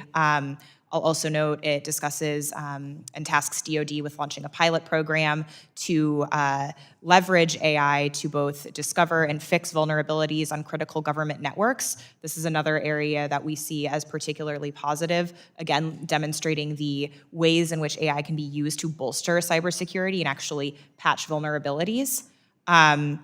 In terms of balancing the regulatory burden with innovation and making sure that companies are able to continue to innovate, we did see the introduction in particular of obligations for companies to, of a certain type, to disclose red teaming safety results as well as other information to the federal government, and the government has invoked the Defense Production Act to require that information. That's an area, that we have some questions about, I think, moving forward. And I would literally love to hear another hour, but I'm gonna move on because I know there's a lot there, but let me move to some things. So no surprise, this is also a big issue back in our states with our state legislatures and governments. And I had a chance last week to speak with our State Director of Commerce, and she brought up a couple of things that we talked about. One is this concept of legislating at a point in time when we know that a few years from now, the landscape's going to be totally different. In Utah, they're experimenting with an artificial intelligence lab, which allows companies to come in and operate in kind of a sandbox without over-worrying about regulation while we can all learn. And I guess my quick question to you is, what can we do here at a federal level to make sure that we're nimble in our legislation, and what do we have to be worried about? Sure. So I think the regulatory sandbox or AI lab that you reference is one way in which to allow companies to kind of experiment without kind of knowing exactly kind of what their product is going to yield and then fix any sort of issues that come up. So that's one way in which to kind of test things. I would also highlight policy prototyping, which is kind of a collaborative approach where, again, industry stakeholders and other stakeholders are brought in to test particular regulatory or policy proposals to see how they work, whether they're fit for purpose, whether they're doing what they're supposed to be doing, and then if not, it can be addressed before it becomes law. So it's kind of a co-creation mechanism, which I think is also important. And then finally, just remaining outcome focused. All right, Mr. Rubin, you wanted to jump in, but before you do, I'm going to at least ask a question that both of you can try to address before we run out of time. We also brought up this concept of liability. If I use ChatGPT for something, let's say the listing of a home, and I put data up and it's inaccurate, how do we get to assigning liability? And the other is notification, and what I mean by that is if I get on Home Depot's website and I talk to some artificial intelligence, I don't really care that it's artificial intelligence, but if I get on, let's say, a site for health information, and I'm not actually talking to a human, how do we make sure that consumers are notified if they're talking to a real person or AI? And Mr. Rubin, I'll give you the first shot at that and the previous question. Sure. And from those two examples, Congressman, they're somewhat divergent from Palo Alto Network's core mission of protecting our networks and keeping our information safe. But what I can tell you is that however AI is used, the integrity of the information and the reliability of the results and the outcomes, as Ms. Lang said, is absolutely critical. So as we're building these systems, absolutely we have to keep them safe, and then we need to take steps to ensure that before they're put into production or go into use, that we can rely on the results. I dearly wish we had more time, but I'm out of time, and I will yield back to the chairman. The gentleman's time has expired. The chair now recognizes the gentlelady from Michigan's 6th District for 5 minutes. Thank you, Mr. Chairman. When it comes to privacy and equity in artificial intelligence, we have to act now. Left unchecked, the proliferation of AI raises concerns that will be detrimental to families nationwide. The status quo in this ever-changing landscape is insufficient, and relying on self-regulation has consistently fallen short. These implications put at risk the security of our personal information that can easily be exploited by our adversaries. For example, the rise of sophisticated robocalls, deceptive advertisements, and deepfake technology, coupled with AI's potential to exacerbate the digital divide, are real problems. But on the other hand, there is real potential for AI to revolutionize our society. Combining AI with 5G technology, we can improve our healthcare and customer services capabilities while bringing to life a future of autonomous vehicles, improving lives, improving safety, and bolstering our economic growth. So it's crucial that we take AI and its potential impact seriously, and that Congress take comprehensive action to address the profound implications of this technology on our health, safety, economy, and national security to ensure we reap its benefits. Let me start with you, Ms. Lang. Could bad actors use artificial intelligence to take advantage of our vulnerable populations, our children, our seniors, and if so, how? Thank you for the question, Congresswoman. I think, like any other technology, AI has the potential to be used for good, and certainly it can also be used in ways that impact people negatively. And so, yes, certainly there are instances in which malicious actors could target vulnerable populations using AI, and this is a risk that is important to keep in mind when we're thinking through what appropriate guardrails might look like for the technology. Thank you. Often driven by AI, robocalls can exploit these vulnerable consumers by using tactics to deceive them. Tomorrow, the FCC will vote on a proposal to begin investigating AI's role as it relates to robocalls and robotexts. While AI has the power to make it easier for consumers to get the information they're looking for example, when they receive AI-generated appointment reminders, but it can just as easily trick consumers. In 2022, consumers reported losing almost $8.8 billion to scams and fraud. And of that, $2.6 billion were from what AARP calls imposter scams. Dr. Turner Lee, can you discuss how AI assists these scammers in taking advantage of Americans? Yeah, I think what we're seeing compared to traditional robocalls and robotexts is the ability to extract voice and text in ways that mimic loved ones or people that we have confidence in when it comes to our personal information. And that area, particularly for seniors, becomes a real hard way to distinguish between if this person has your best intent in mind or if this is somebody you've never met before that's just taking advantage of you. We do need to start gathering and documenting the technical cadence that works towards best practice. Right now, we just don't know because the AI is being deployed in these ways that are operationalizing these fraudulent activities. So stepping back, and hopefully the FCC will do the same in their rulemaking, is to figure out what do we need to learn more about this technical cadence, I think would be really helpful. Thank you. I think, Mr. Chairman, I'm out of time, so I'll yield back, and I will have some questions for the record. Thank you. The gentlelady yields back. The chair now recognizes the gentleman from Pennsylvania for 5 minutes for questions. Thank you, Chairman Latta and Ranking Member Matsui, for holding today's hearing on artificial intelligence. With the recent executive order on AI from President Biden, and with the Senate holding multiple hearings on AI in the last few months, This committee is addressing an extremely timely and relevant policy issue. As a doctor, I am acutely aware of how AI can both spur innovation as well as pose serious risks, especially when it comes to healthcare. We should be encouraging developers to build AI technologies to supplement the work that we do as healthcare professionals. And at the same time, we must be sure to implement guardrails to protect patient data and to be sure that no harm is done in the process of implementing new technology, whether that is through disease diagnosis, clinical documentation, or medical research. We must ensure that AI is used ethically and transparently. Ms. Lang, in your written testimony, which touches on legislative and policy ideas for AI, ITI asks that Congress will follow a risk-based approach and examine existing laws, policies, and sector-specific risk frameworks before considering comprehensive legislation. As you might know, healthcare falls under these categories as it is regulated as an industry. Can you elaborate on these points and how the risk-based approach applies to the healthcare sector? Sure, thank you for the question.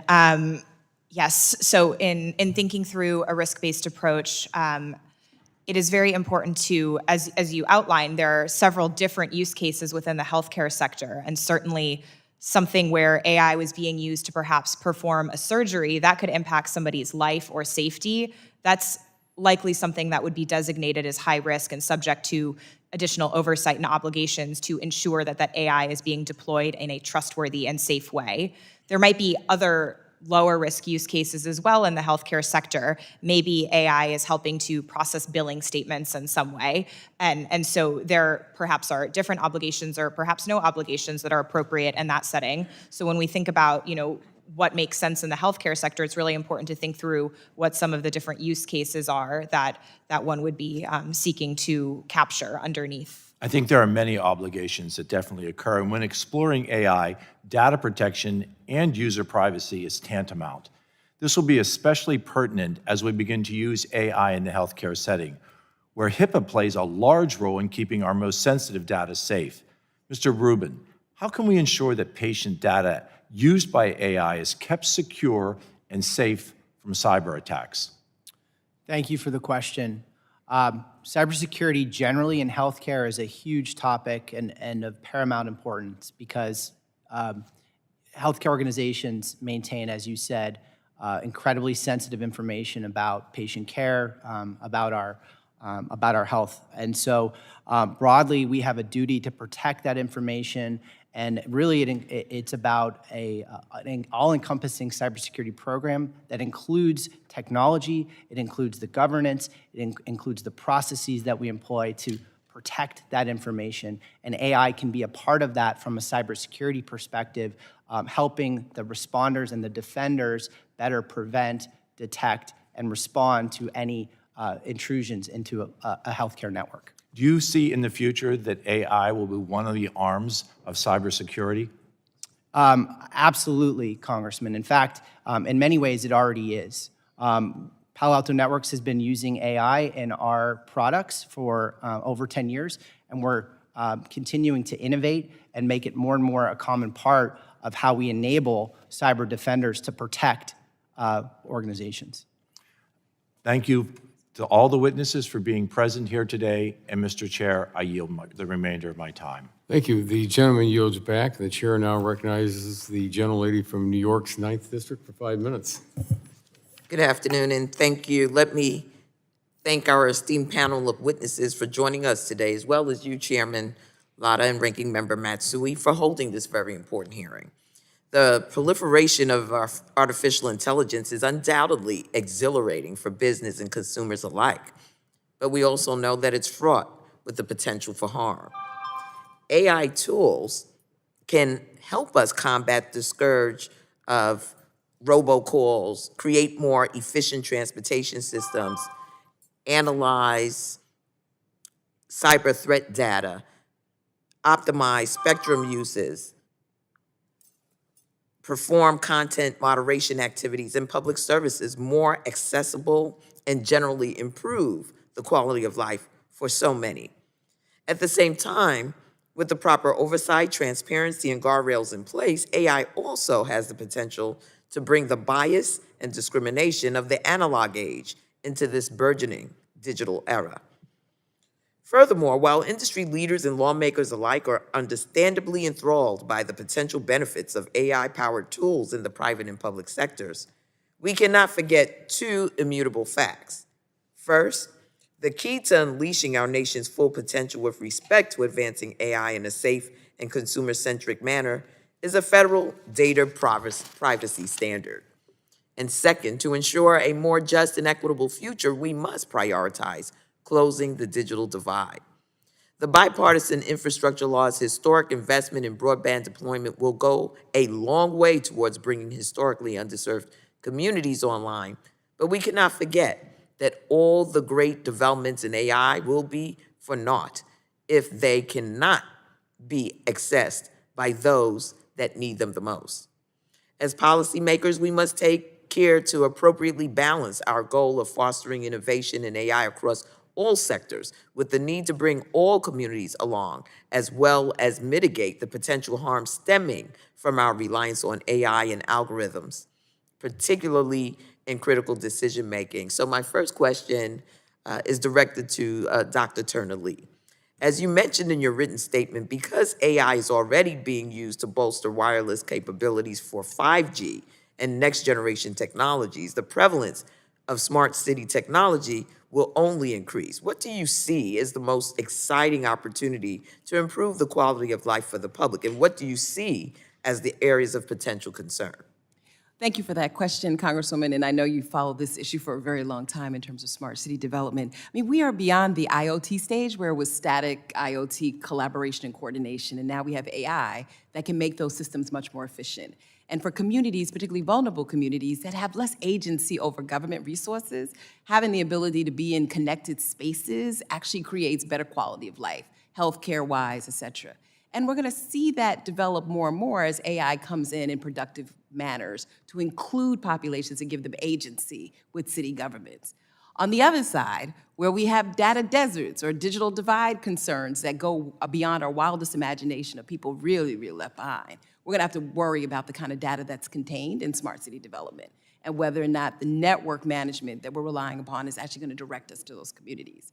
We're also gonna have to worry about procurement, right? In terms of making sure that we know the unintended consequences of the products and services that cities actually purchase. So I would say those things stay on my mind as we actually think about AI's use and ensuring that in the greater use of video surveillance, audio surveillance, microphones, et cetera, that we're not repurposing those for greater surveillance of communities simply because they're more connected. Thank you. Any other of the colleagues on the panel want to address smart cities? Okay. Between advances in AI, the growth of telecommunications industry, and the historic investment in broadband from the bipartisan infrastructure law, the need for massive investment in telecommunications workforce is becoming increasingly apparent. Just last year, Commerce Secretary Raimondo estimated that bipartisan infrastructure law's broadband funding would create 200,000 new jobs. Dr. Lee, given the industry's workforce needs, what factors should lawmakers consider as we attempt to balance AI's potential ability to meet workforce shortages without displacing workers? Well, first and foremost, I think, Congresswoman, we need to leverage AI for skills retraining and being able to help us understand the new jobs that are being available. Right now, the broadband sector, we don't have a full classification of the industry codes for those jobs, and AI can be very useful in compiling that information. The same token, when AI is introduced, it cannot be introduced as something that is only for those who have an educational degree. We need to push it down so the people who have less than college can also partake in these selection services and filtering services as well. Very well, thank you, Mr. Chairman. I yield back. Thank you. The gentleman yields back. The chair now recognizes the gentleman from Idaho for 5 minutes for questions. Thank you, Mr. Chairman, and thank you to the panelists for being here and your participation today. I have a question for Mr. Yamany. In Idaho, we have a significant amount of broadband networks, and it's there's a tremendous rural community, and in order to connect those, broadband networks have been proliferated quite heavily. And I wanted to just talk to you about that. Can you speak about ways in which artificial intelligence may be able to monitor the performance and the quality of those networks?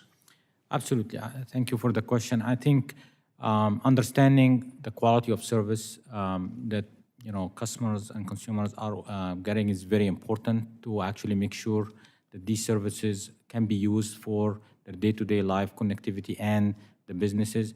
And definitely AI can help in understanding patterns of behavior where some malfunctions or some kind of misconfiguration of the network or something that needs more optimization where you can reutilize resources from different areas. It requires the analysis of a lot of these network data and using AI tools to be able to detect these patterns and provide algorithms for optimization.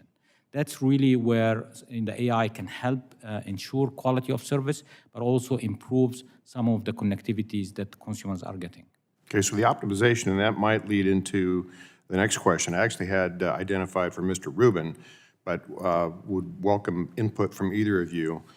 In regard to cost, cybersecurity costs, when it comes to broadband telecom service providers, do you see the potential there to either add or lower costs with cybersecurity and impact on security? And if so, can you just talk about that subject a little bit?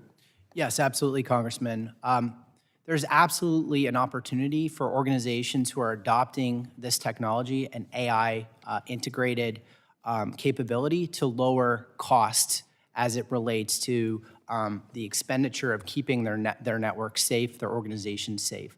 And really this comes down to the ability to consolidate around fewer platforms, which still give you the capability from a coverage standpoint to protect your network and keep your information safe, and the ability to simplify and to aggregate data and information, security information down, and so you can have your teams focused on that and be more efficient in their protection of our organizations.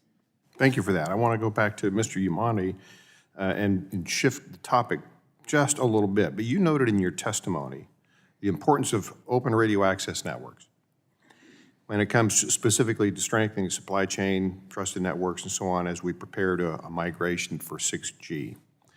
I know the committee has been working on some bipartisan legislation, and I've supported that, for defense appropriations. H.R. 1340 is one of those examples. I know that it appropriated in CHIPS and Science Act some revenue streams there.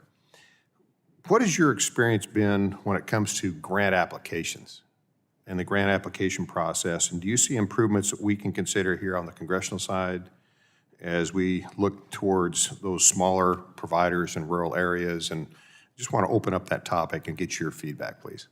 Thank you for the question. Absolutely, we are seeing that to actually promote the Open RAN, there is a requirement there that the operators see the benefit, but also get the confidence. I think you're replacing a single vendor that has been there for a long time, that they build a lot of equity in terms of performance and operation. I think one of the challenges we are seeing in Open RAN today is that you really need this kind of test bed, and again, coming back to the digital twin, a flight simulator, so people can test Open RAN and get more confidence so that they can deploy it. And I think the grants are playing a very important role that we have been working with NTIA in terms of creating this test bed and providing capabilities for smaller players to come in and first develop the Open RAN, but also at the same time provide confidence for the operators. Yes, this technology can work, it can actually work at scale, and it can provide the performance that you are looking for. Great. Thank you. Mr. Chairman, again, to the panelists, thank you for your feedback. Mr. Chairman, I yield back. Thank you. The gentleman yields back the balance of his time. The chair now recognizes the gentlelady from California's 16th District for 5 minutes for questions.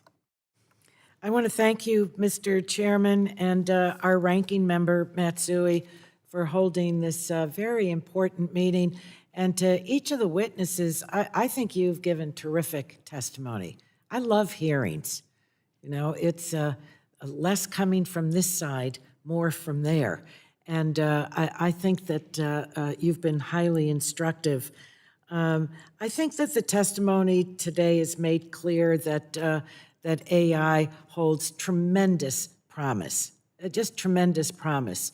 And to the surprise of many people, when they hear that it's been around for a long time, But since December, it's certainly, in terms of media coverage, it's the shiny new object.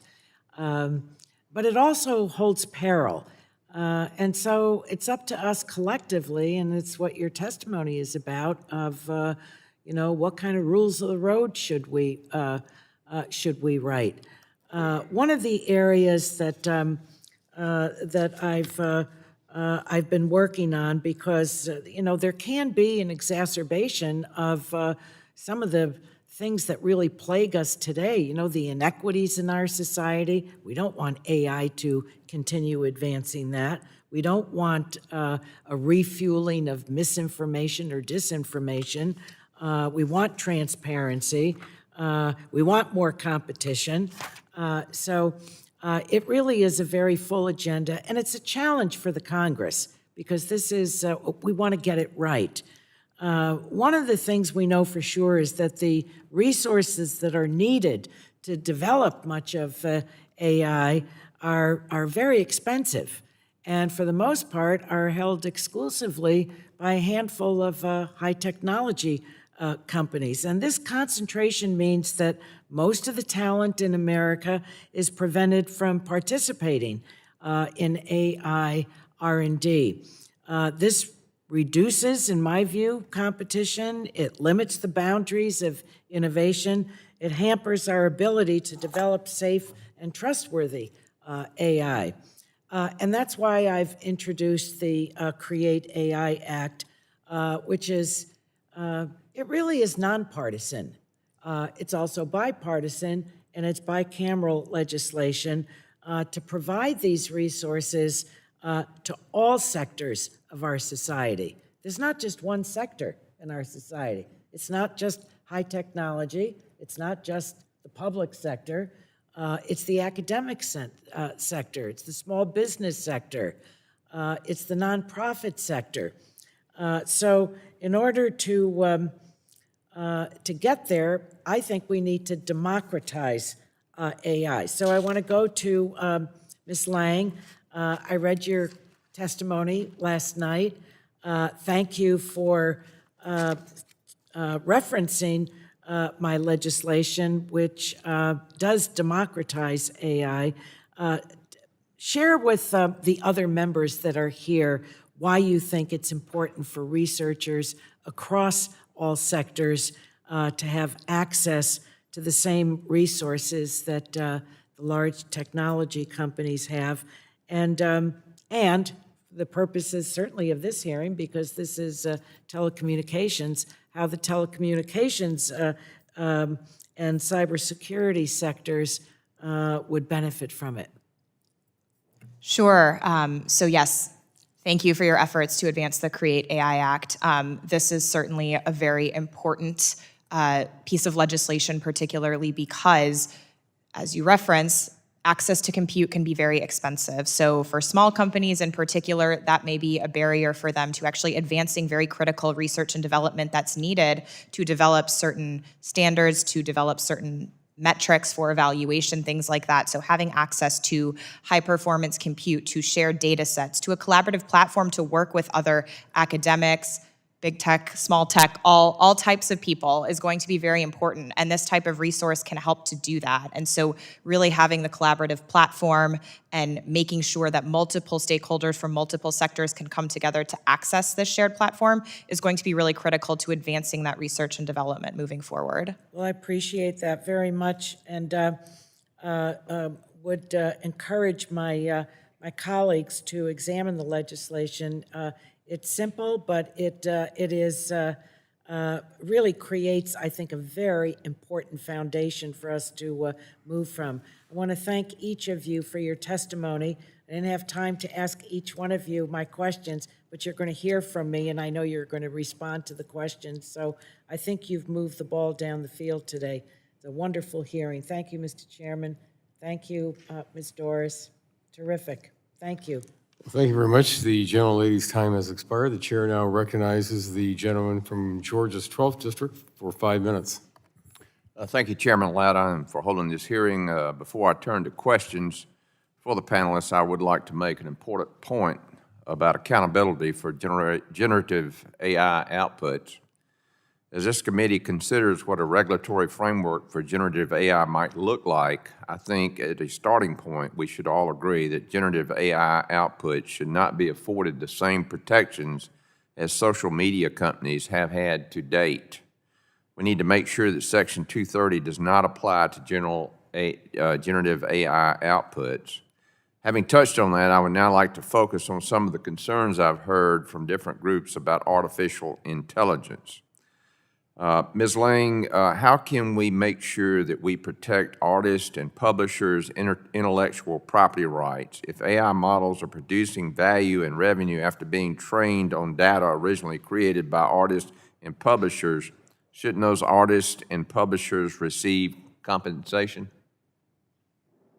Thank you for the question, Congressman. Certainly, we agree that AI must be developed in a way that protects jobs and ideas and simplifies tasks and creates efficiencies. With that in mind, it's very important to bring the creative community into conversations that we're having about artificial intelligence and about copyright. Though I will note in the United States, we have a legal framework for copyright and copyright law, and this is something right now that we're seeing play out to some extent in the courts. They are looking at copyright and looking to see how principles of fair use apply or don't apply in the context of generative AI. So this is something that we're seeing play out and be adjudicated actively. And so really staying abreast of those developments will be helpful in figuring out whether copyright law needs to be updated or changed in some way to account for some of this. As far as biases in AI models, Ms. Lang, what data sets are used to measure bias? So with regard, I can't speak to, kind of what individual companies are leveraging because it really depends on the application that they're building their AI model for, but we take concerns about biased outputs very seriously, and all of our member companies who are developing and deploying AI are seeking to institute risk management practices to help address bias so that it doesn't negatively impact folks. So the member companies are deciding which data sets are used? Yes, depending on how their models are going to be What applied. people conduct the analysis determining whether bias is in a model exists? Sorry, can you repeat the question? What people conduct the analysis determining whether bias in a model actually exists?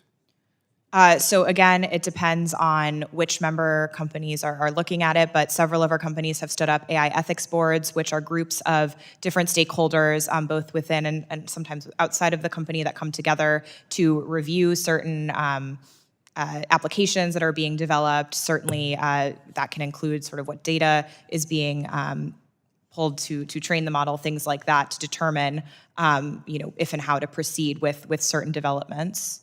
What is in place to make sure that their own internal biases aren't affecting their decision as far as bias is concerned? Yes, so this is a very important question. Is it a peer review system, or how does it work? Again, it varies depending on which company we're talking about, but certainly all of our companies take very seriously this and are keeping in mind, right, the fact that there are systemic and societal biases that are present, and that may account for certain decisions that are made. And so being actively aware of that is something that's very important. They're also doing things like risk and impact assessments, which can help to, at the outset, identify potential areas where there might be issues or biased outcomes so that those can be mitigated before it is publicly deployed. Mm-hmm. Well, obviously, we want to protect private property rights here, and that's an issue that needs exploring. But then how can companies best identify and mitigate bias as far as in algorithms to ensure fair outcomes for all users?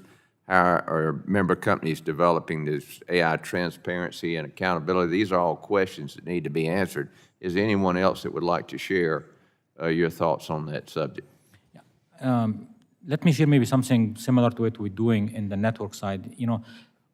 AI and the training data will create these biases, but at the same time, you can also use another independent AI to actually test the AI and find out these biases. So the idea of AI guarding AI and AI testing AI, it's something that we're also looking at, because I mean, you're going to have to let AI, I mean, it's happening. So, but at the same time, put the guardrails and have an independent kind of AI actually testing and identifying the bias. Where I'm from, they ask, who's looking after the hen house here? You know? And so I guess AI is looking after AI. I'm out of time and I yield back. Thank you. The gentleman's time has expired. The chair now recognizes the gentleman from Florida's 9th District for 5 minutes. Thank you, Chairman. Artificial intelligence is an exciting new technology that's helping solve some of society's most complex problems. We saw during the pandemic that it was a supercomputer utilizing AI that helped us with discovering remdesivir, the first treatment for COVID, from the Department of Energy, which is pretty unbelievable. That's just one example as we're looking at a lot of these issues. It could also be a disruptor. We saw that in entertainment with the latest contractual negotiations in Hollywood with professional services, even tourism. We see in Central Florida and Orlando that travel and tour info, bookings, ticketing, and even line management and attractions are utilizing artificial intelligence. I was excited to file the Bipartisan Jobs for the Future Act with co-sponsors like Lisa Blunt Rochester, Andrew Garbarino, and others. And the whole idea was to direct the Secretary of Labor and NSF to conduct studies on the impact of AI on our U.S. workforce. So I was pretty excited to see President Biden put out an artificial intelligence executive order that mirrors this bipartisan legislation. But we know it's temporary. It's information gathering. This is not enough. It's going to require congressional action from this committee and others in the Energy and Commerce Committee to develop rules of the road. This is an important oversight hearing. We need to listen, but then we need to draft and debate solutions and then act. Internet privacy and comprehensive artificial intelligence legislation are two things that we really need to get moving on to promote innovation, protect consumers, and provide guardrails to artificial intelligence development. Dr. Turner Lee, what are some of your thoughts on the positives, the challenges, and the limitations of President Biden's AI order and sort of the work that's piling up for this committee to get done? Thank you for that question, Congressman. I think the president's order really helps us in bringing agency back to consumers when it comes to AI's development, and it's promoting a lot of what you've discussed, equity and how we actually develop these tools matters, and it matters in ways that it should be non-discriminatory. I did also like the fact that workplace and workforce are mentioned in the order, because we've just not been able to get ahead because of the digital divide when it comes to these advanced technologies, and we have much more time to think through these things.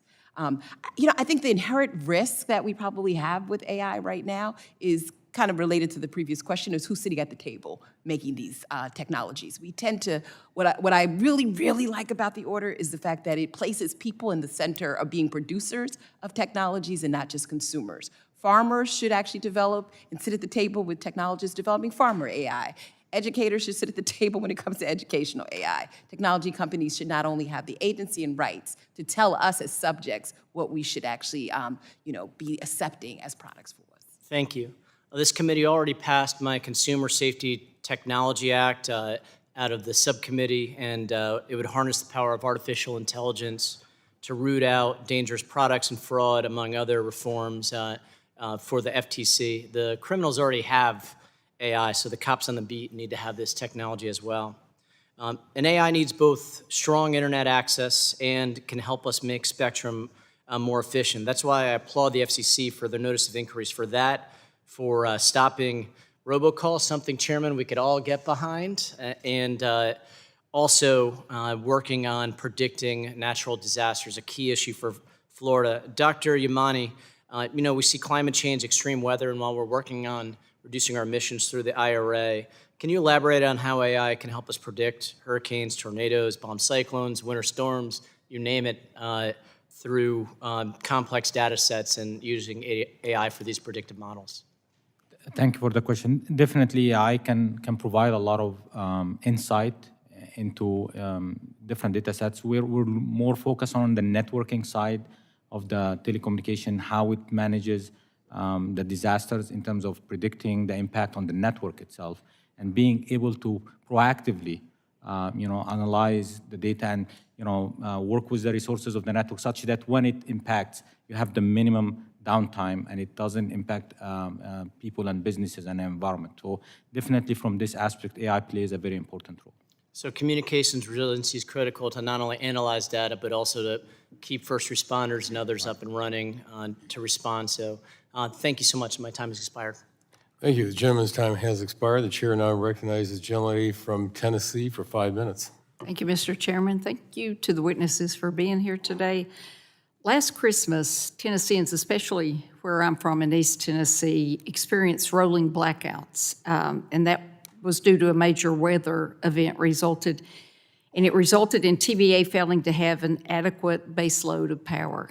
Mr. Yamany, can AI predict potential network failures or equipment malfunctions before they occur?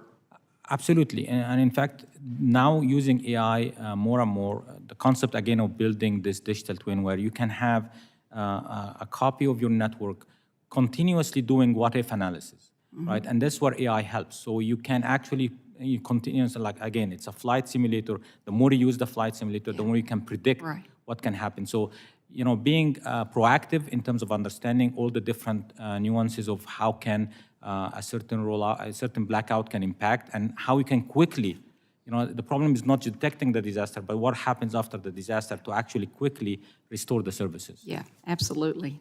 A lot of companies lost a lot of money because they had no power. Does AI contribute to proactive maintenance strategies and reducing the impact of these unexpected outages? Yes, absolutely. The AI plays an important role. The data collected from the network, when you do it through learning and predicting algorithms through the AI, will actually help with that. Okay, thank you, sir. Ms. Lang, how can AI help satellites communicate with one another, and how can that ensure my constituents, because they live in a rural mountainous region, have access to better connectivity where internet infrastructure is more difficult to build out? Thank you for the question, Congresswoman. Were you asking about satellites? Okay. So that's an area that I am somewhat less familiar with, so I would have to look into that a little bit further and get back to you. That's fine. We can do that.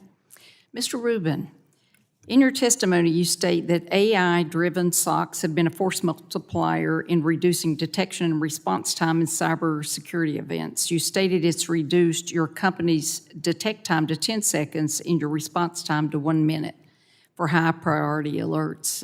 What do you define as a high-priority alert? Thank you for the question, Congressman. It's an alert that raises in severity to where it can have a security impact on our ability to conduct ongoing operations. So part of what AI actually helps with is the prioritization of the criticality of the security alerts that are coming into the SOC. And so it helps the analyst identify those that they need to turn to immediately, so ultimately they can triage those faster. Okay. What's the best way to prevent data leakage, since it seems to be a huge problem? Thank you. So data leakage as it relates to AI or with our— As it relates to AI and cyber. Sure. I think that we have a duty from a cybersecurity perspective to protect the information that we're putting into these models. And so as companies, whether they're tech companies, healthcare, or other industries, are building their own AI models to take advantage of the gains in efficiency and other operational benefits, we have to be very careful to build cybersecurity controls around how we protect them as well. Okay, thank you, sir. We hear a lot about the debate between protecting free speech and social media platforms' desire to moderate content. Ms. Lang, what level of human oversight is involved in the content moderation process alongside AI algorithms? Thank you for the question, Congresswoman. So I can't speak to individual company practices. It varies between companies, but certainly there is an important role for them to play in making sure that harmful or illegal content is removed from platforms. But certainly, again, they are operating in the U.S. where free speech is an important protection that's granted under the Constitution. So there's different practices that different companies are undertaking in order to address that. Okay. How does big tech ensure that they're not over-censoring content? Pardon me? How does big tech ensure they're not over-censoring content? Thank you for the question. So certainly there's different practices that different companies are undertaking. One of the things in particular that's important to note is that AI can actually help to provide more objective and consistent valuations around some of the content that is on the platform. So that's actually one use case for AI, that it does help make it more consistent and objective. Beyond that, there are efforts undergoing that companies are undertaking in order to ensure transparency and to ensure that there are more consistent metrics in place so that it doesn't inadvertently prefer one type of content over another, and so that citizens have access to a wide variety of perspectives. Okay. Does anybody else want to answer quickly? Okay, my time is up. I yield back. The gentlelady's time has expired. The chair now recognizes the gentlelady from Texas' 7th District for 5 minutes. Thank you so much, Chairman Latta, and thanks to you and Ranking Member Matsui for holding this hearing. I agree with my colleagues who've gone before and saying this has been a really good hearing. There's been a lot of good information, good questions, and I've really appreciated the testimony of all the witnesses sharing their thoughts with us today. I'm sorry that I missed Representative Allen, because I really appreciated some of his questions, especially around AI and copyright and content creators, and really thinking about the challenges we have when it comes to learning. But what I wanted to follow up on his question, he was asking some questions about bias. And so I wanted to circle back to you, Dr. Turner Lee, because you talked about the potential for bias and for exacerbating sort of existing inequalities in your written testimony, talking about the digitally invisible and experiences that are underrepresented. And so what I would love to know is if you could talk a little bit more about how we address that bias and what the researchers and experts kind of recommend as ways to achieve unbiased models. Well, thank you so much, Congressman, for that question. I think today we've been speaking of bias as a static concept, and really the inputs that go into AI models may be static based on our presumptions, our values, our beliefs. I always constantly tell people, computers don't bias, we do, right? So how the model starts is actually the bias that goes into the model development. But over time, the model actually takes on its own characteristics. Once it's deployed in the real world setting, it begins to pick up with our digital footprints these behaviors that then lean towards either explicit bias that has high risk implications, or bias that just may be, I like buying black jackets, and that's where I want my ad bias to be. My point is, we constantly have to interrogate these models. There's no way out of this.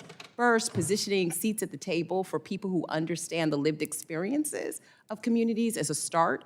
Putting in accountability measures that allow us to have interdisciplinary conversations around this. I'm a sociologist, I'm not a computer scientist. So I understand society, whereas my computer science friends understand the technology itself. So forcing that interdisciplinary perspective.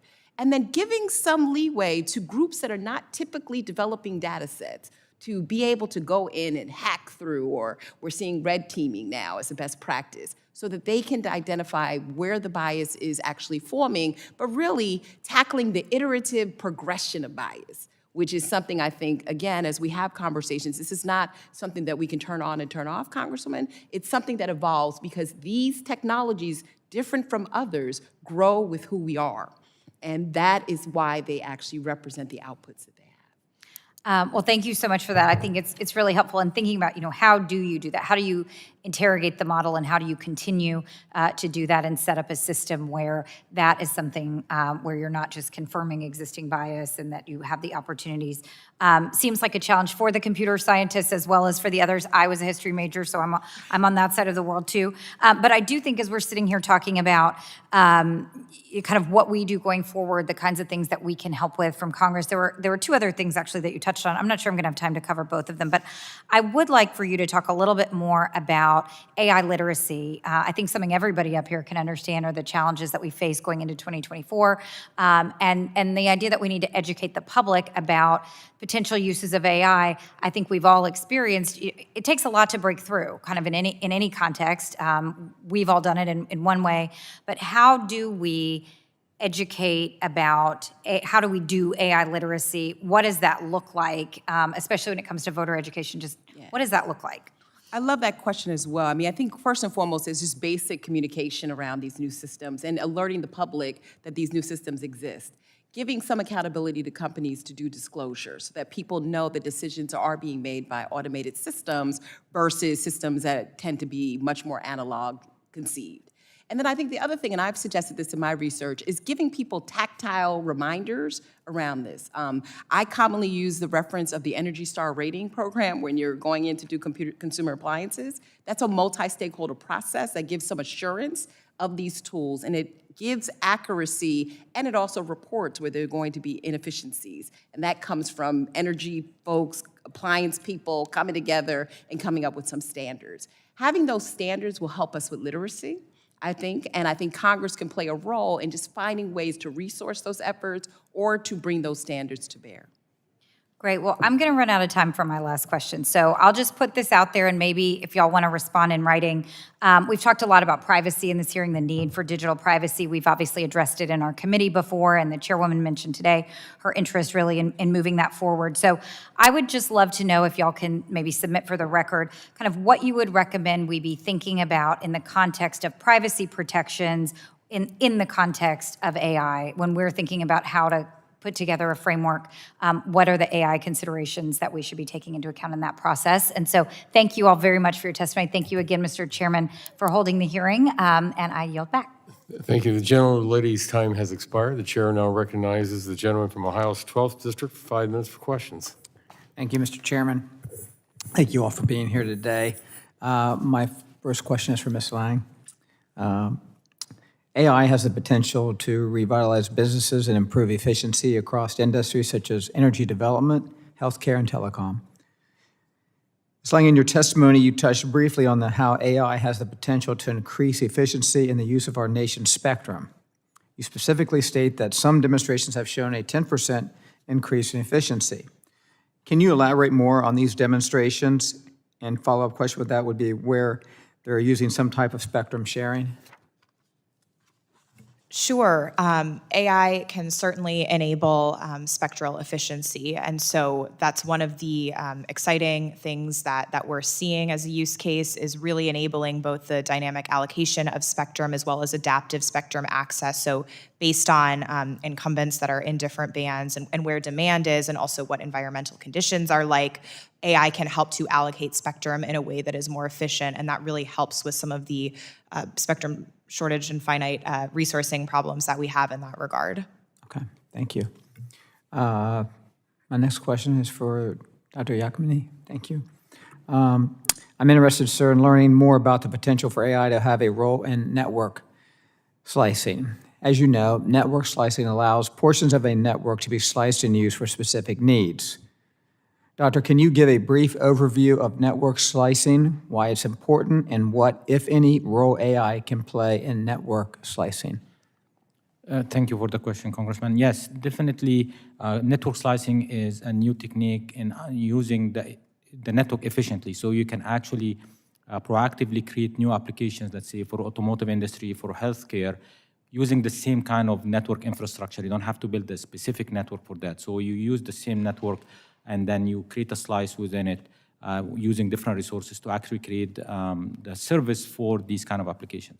It has a lot of benefits. First of all, it uses the network efficiently, coming back to the spectrum efficiency. That means you can use more of the same network on the same spectrum, and AI will help you decide how you can do that. But also, it is a very important thing when we talk about, for example, energy efficiency. One of the biggest problems right now is telecom in 5G and then coming with 6G is that we're densifying the network. We're using a lot of different resources out there, and energy is a big issue. AI, with the network slicing capabilities, can actually use efficiently, decide how the energy being used, and reduce the need for more energy and distribute the energy efficiently. Okay. Thank you very much.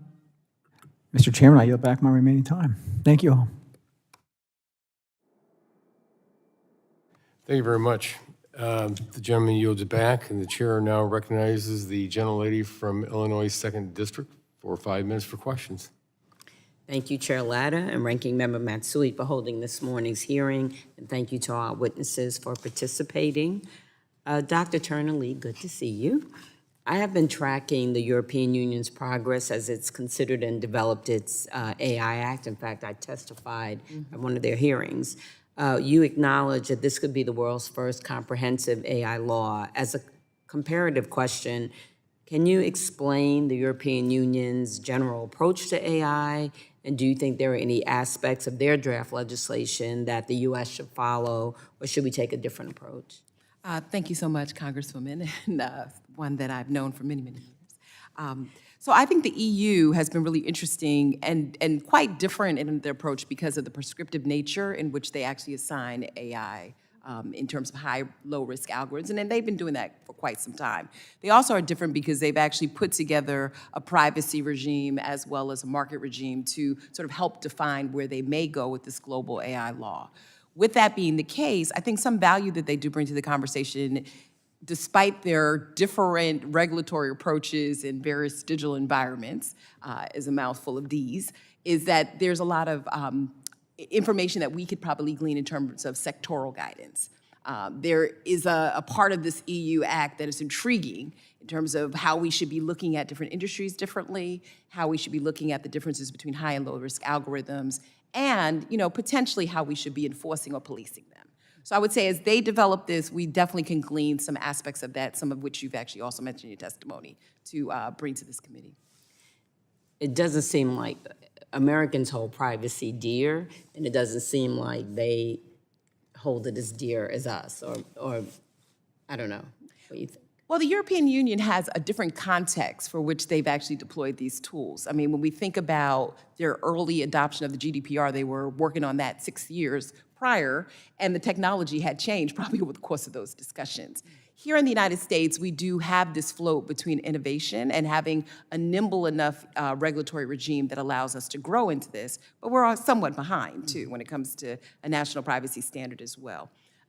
Where the EU will define, the future of AI globally is if they do get ahead of us, they will push forward with standards that we may have to adopt if we want to do business with them. And so I think that's something that we need to continue to pay attention to and take, as you've said, perhaps some aspects of it that have been proven, tested, look interesting, and explore them here. Thank you.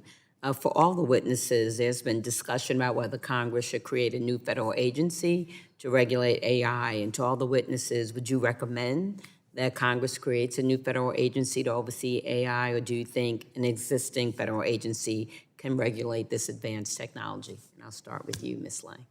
Sure, thank you for the question, Congresswoman. As I referenced earlier, I think the sector-specific approach is going to be really critical here, particularly because there are independent regulatory agencies that have significant expertise in their sectors, including, you heard me talking about healthcare earlier, different regulators that have significant experience with that. And so risks are going to differ, and they have the best level of understanding within their particular jurisdictions of what those risks look like and how they play out. That being said, it may be the case that we need to help bolster expertise in different federal agencies depending on how approaches are taken in different areas, whether, maybe one sector agency needs additional resourcing than another. So I think that's something to keep in mind as we're moving forward. But I think the sector-specific approach is the right one. Thank you. Mr. Rubin. Thank you. I would agree that a sector-specific consideration is important as it relates to cybersecurity. For example, CISA has done great work helping private sector and public sector entities. They have a lot of expertise, almost from a practitioner lens themselves. And so I would say enabling those use cases specific to the sectors and the outcomes of how they're using AI would be a good approach. Thank you. Dr. Yes, I agree. Again, having a sector-specific approaches is important because we need to understand nuanced approaches of AI. And I said in my testimony, not two AIs are exactly the same. Our, what I call the telco AI is a low risk, but it provides a lot of innovation. So we don't want to over-regulate that so that we can enable innovations. But I understand there are other aspects of AI in other sectors that requires more regulation. And quickly. I'll just say quickly, I think sector-specific guidance is actually helpful, but I do think we need harmonized, comprehensive regulation, because that will bring it all under one umbrella for us to actually have the same conversation when it comes to standards. Thank you, and I yield back. Thank you. The gentlelady's time has expired. The chair now recognizes the gentleman from California's 23rd District for 5 minutes for questions. Thank you very much, Mr. Chairman. Thank you to our witnesses. It's been a really interesting hearing. Ms. Lang, I have to start with you. You said in your testimony that the executive order was just one piece of the puzzle in establishing a regulatory framework for AI, and I completely agree with that. I think the executive order was very helpful in a lot of different ways, but I mean, obviously, because of the separation of powers, there are things that the executive branch can do, which is to control the federal bureaucracy, and there are things that the executive branch really can't do, which is to establish regulatory guidance for private industry. Now, the executive order, I think, had some overreach in it. It invokes the Defense Production Act to be able to impose some regulation on industry, which I think is not going to stand up to legal scrutiny. But as you said, Congress has an important role to play here. And certainly establishing that regulatory framework is a big part of that important role. So I'd like to ask you about that, about what role does Congress have to play here? Because obviously we have a system of federalism here in the United States. We believe that states should have the right to establish regulation in things that don't interfere with the federal government's prerogative over interstate commerce. But it gets a little messy with AI because AI, on the one hand, is clearly interstate commerce related, but on the other hand is going to be so pervasive it's going to invade most aspects of our economy. So the question I want to ask about is preemption. Do you think that the federal government ought to preempt this and say the regulatory framework that we create is going to be the regulatory framework for AI, or do you think that we should let the states innovate on this, or do you think that the answer is somewhere in between? Thank you for the question, Congressman. It's a good one, and certainly something that we have seen play out in the privacy context as well, where states have started to create their individual approaches in lieu of comprehensive privacy legislation at the federal level. I do think, it will likely be somewhere in the middle. Right now, we're kind of still in the early days of both internationally what's happening, right? We were just talking about the European Union and how they're approaching it, but certainly here in the US too, we're starting to see states think about it. So, I think as we proceed, we'll have additional information about what an appropriate legislative framework looks like, but I do think to some extent we need to be considering the conditions that are occurring in the states and kind of what's progressing there, and then we'll figure out what needs to go into legislation or a framework at the federal level. Right. Well, I think that you were correct in bringing up federal data privacy as an example of what can go wrong, because the federal government failed to act on that for so long that now we're going to have this patchwork of 50 different state regulations. I think we've got 23 already, and that's very destructive to entrepreneurialism and interstate commerce. So I think we want to make sure that that does not happen again with respect to AI. But my point is that we're at a fork in the road, right? We have to choose one or the other, or something in between, but it has to be done now. Dr. Turner Lee, thank you very much for being here, and I actually think it's very helpful to have a sociologist here. I'm a computer scientist, so we've got the spectrum covered. I wanted to ask you a sociology question, because you had said in your testimony that you have a grave concern with the identification of AI-generated content, which is something that I'm very concerned about as well because of its potential use to spread mis and disinformation. And you mentioned watermarking as something that could be used to identify with that content. But let me push back gently on that, because I have a sociology-related concern about that. The problem is, if we were to establish a rule that all artificial content is watermarked, then it would all be watermarked except for the stuff that was generated by malicious actors that really were bent on deception. And I think that from a sociological standpoint, that would desensitize the public to the fact that AI-generated content, does exist and can fool them. So, I mean, I would think that maybe watermarking should be used, maybe in addition to that, to verify the authenticity and the provenance of real content. So if you get a CNN broadcast, you've got a digital watermark on there that verifies that it's a CNN broadcast and not generated. Yeah. So would you agree with that? Well, yeah, I agree we should have a taxonomy, right? We shouldn't necessarily say that everything is watermarked, because it doesn't necessarily have to be. But where there are instances of high risk or high vulnerabilities, clearly we should maybe present a taxonomy of where we want to use that. And happy to follow up with you. Sure. Well, I mean, my fear is that we have learned, to our misfortune in other domains, that when we make rules, everyone follows the rules except the people that really don't want to follow the rules. And if you get a piece of artificially generated content that is really controversial, that changes people's opinions, there's going to be a huge incentive for people not to follow the rules. That's right. So I'm not sure that that would be effective, but it's a fascinating discussion. I've got a million other questions, but I'm out of time. So thanks again for a very fascinating hearing. We'll continue the discussion. I'll yield back, Mr. Chairman.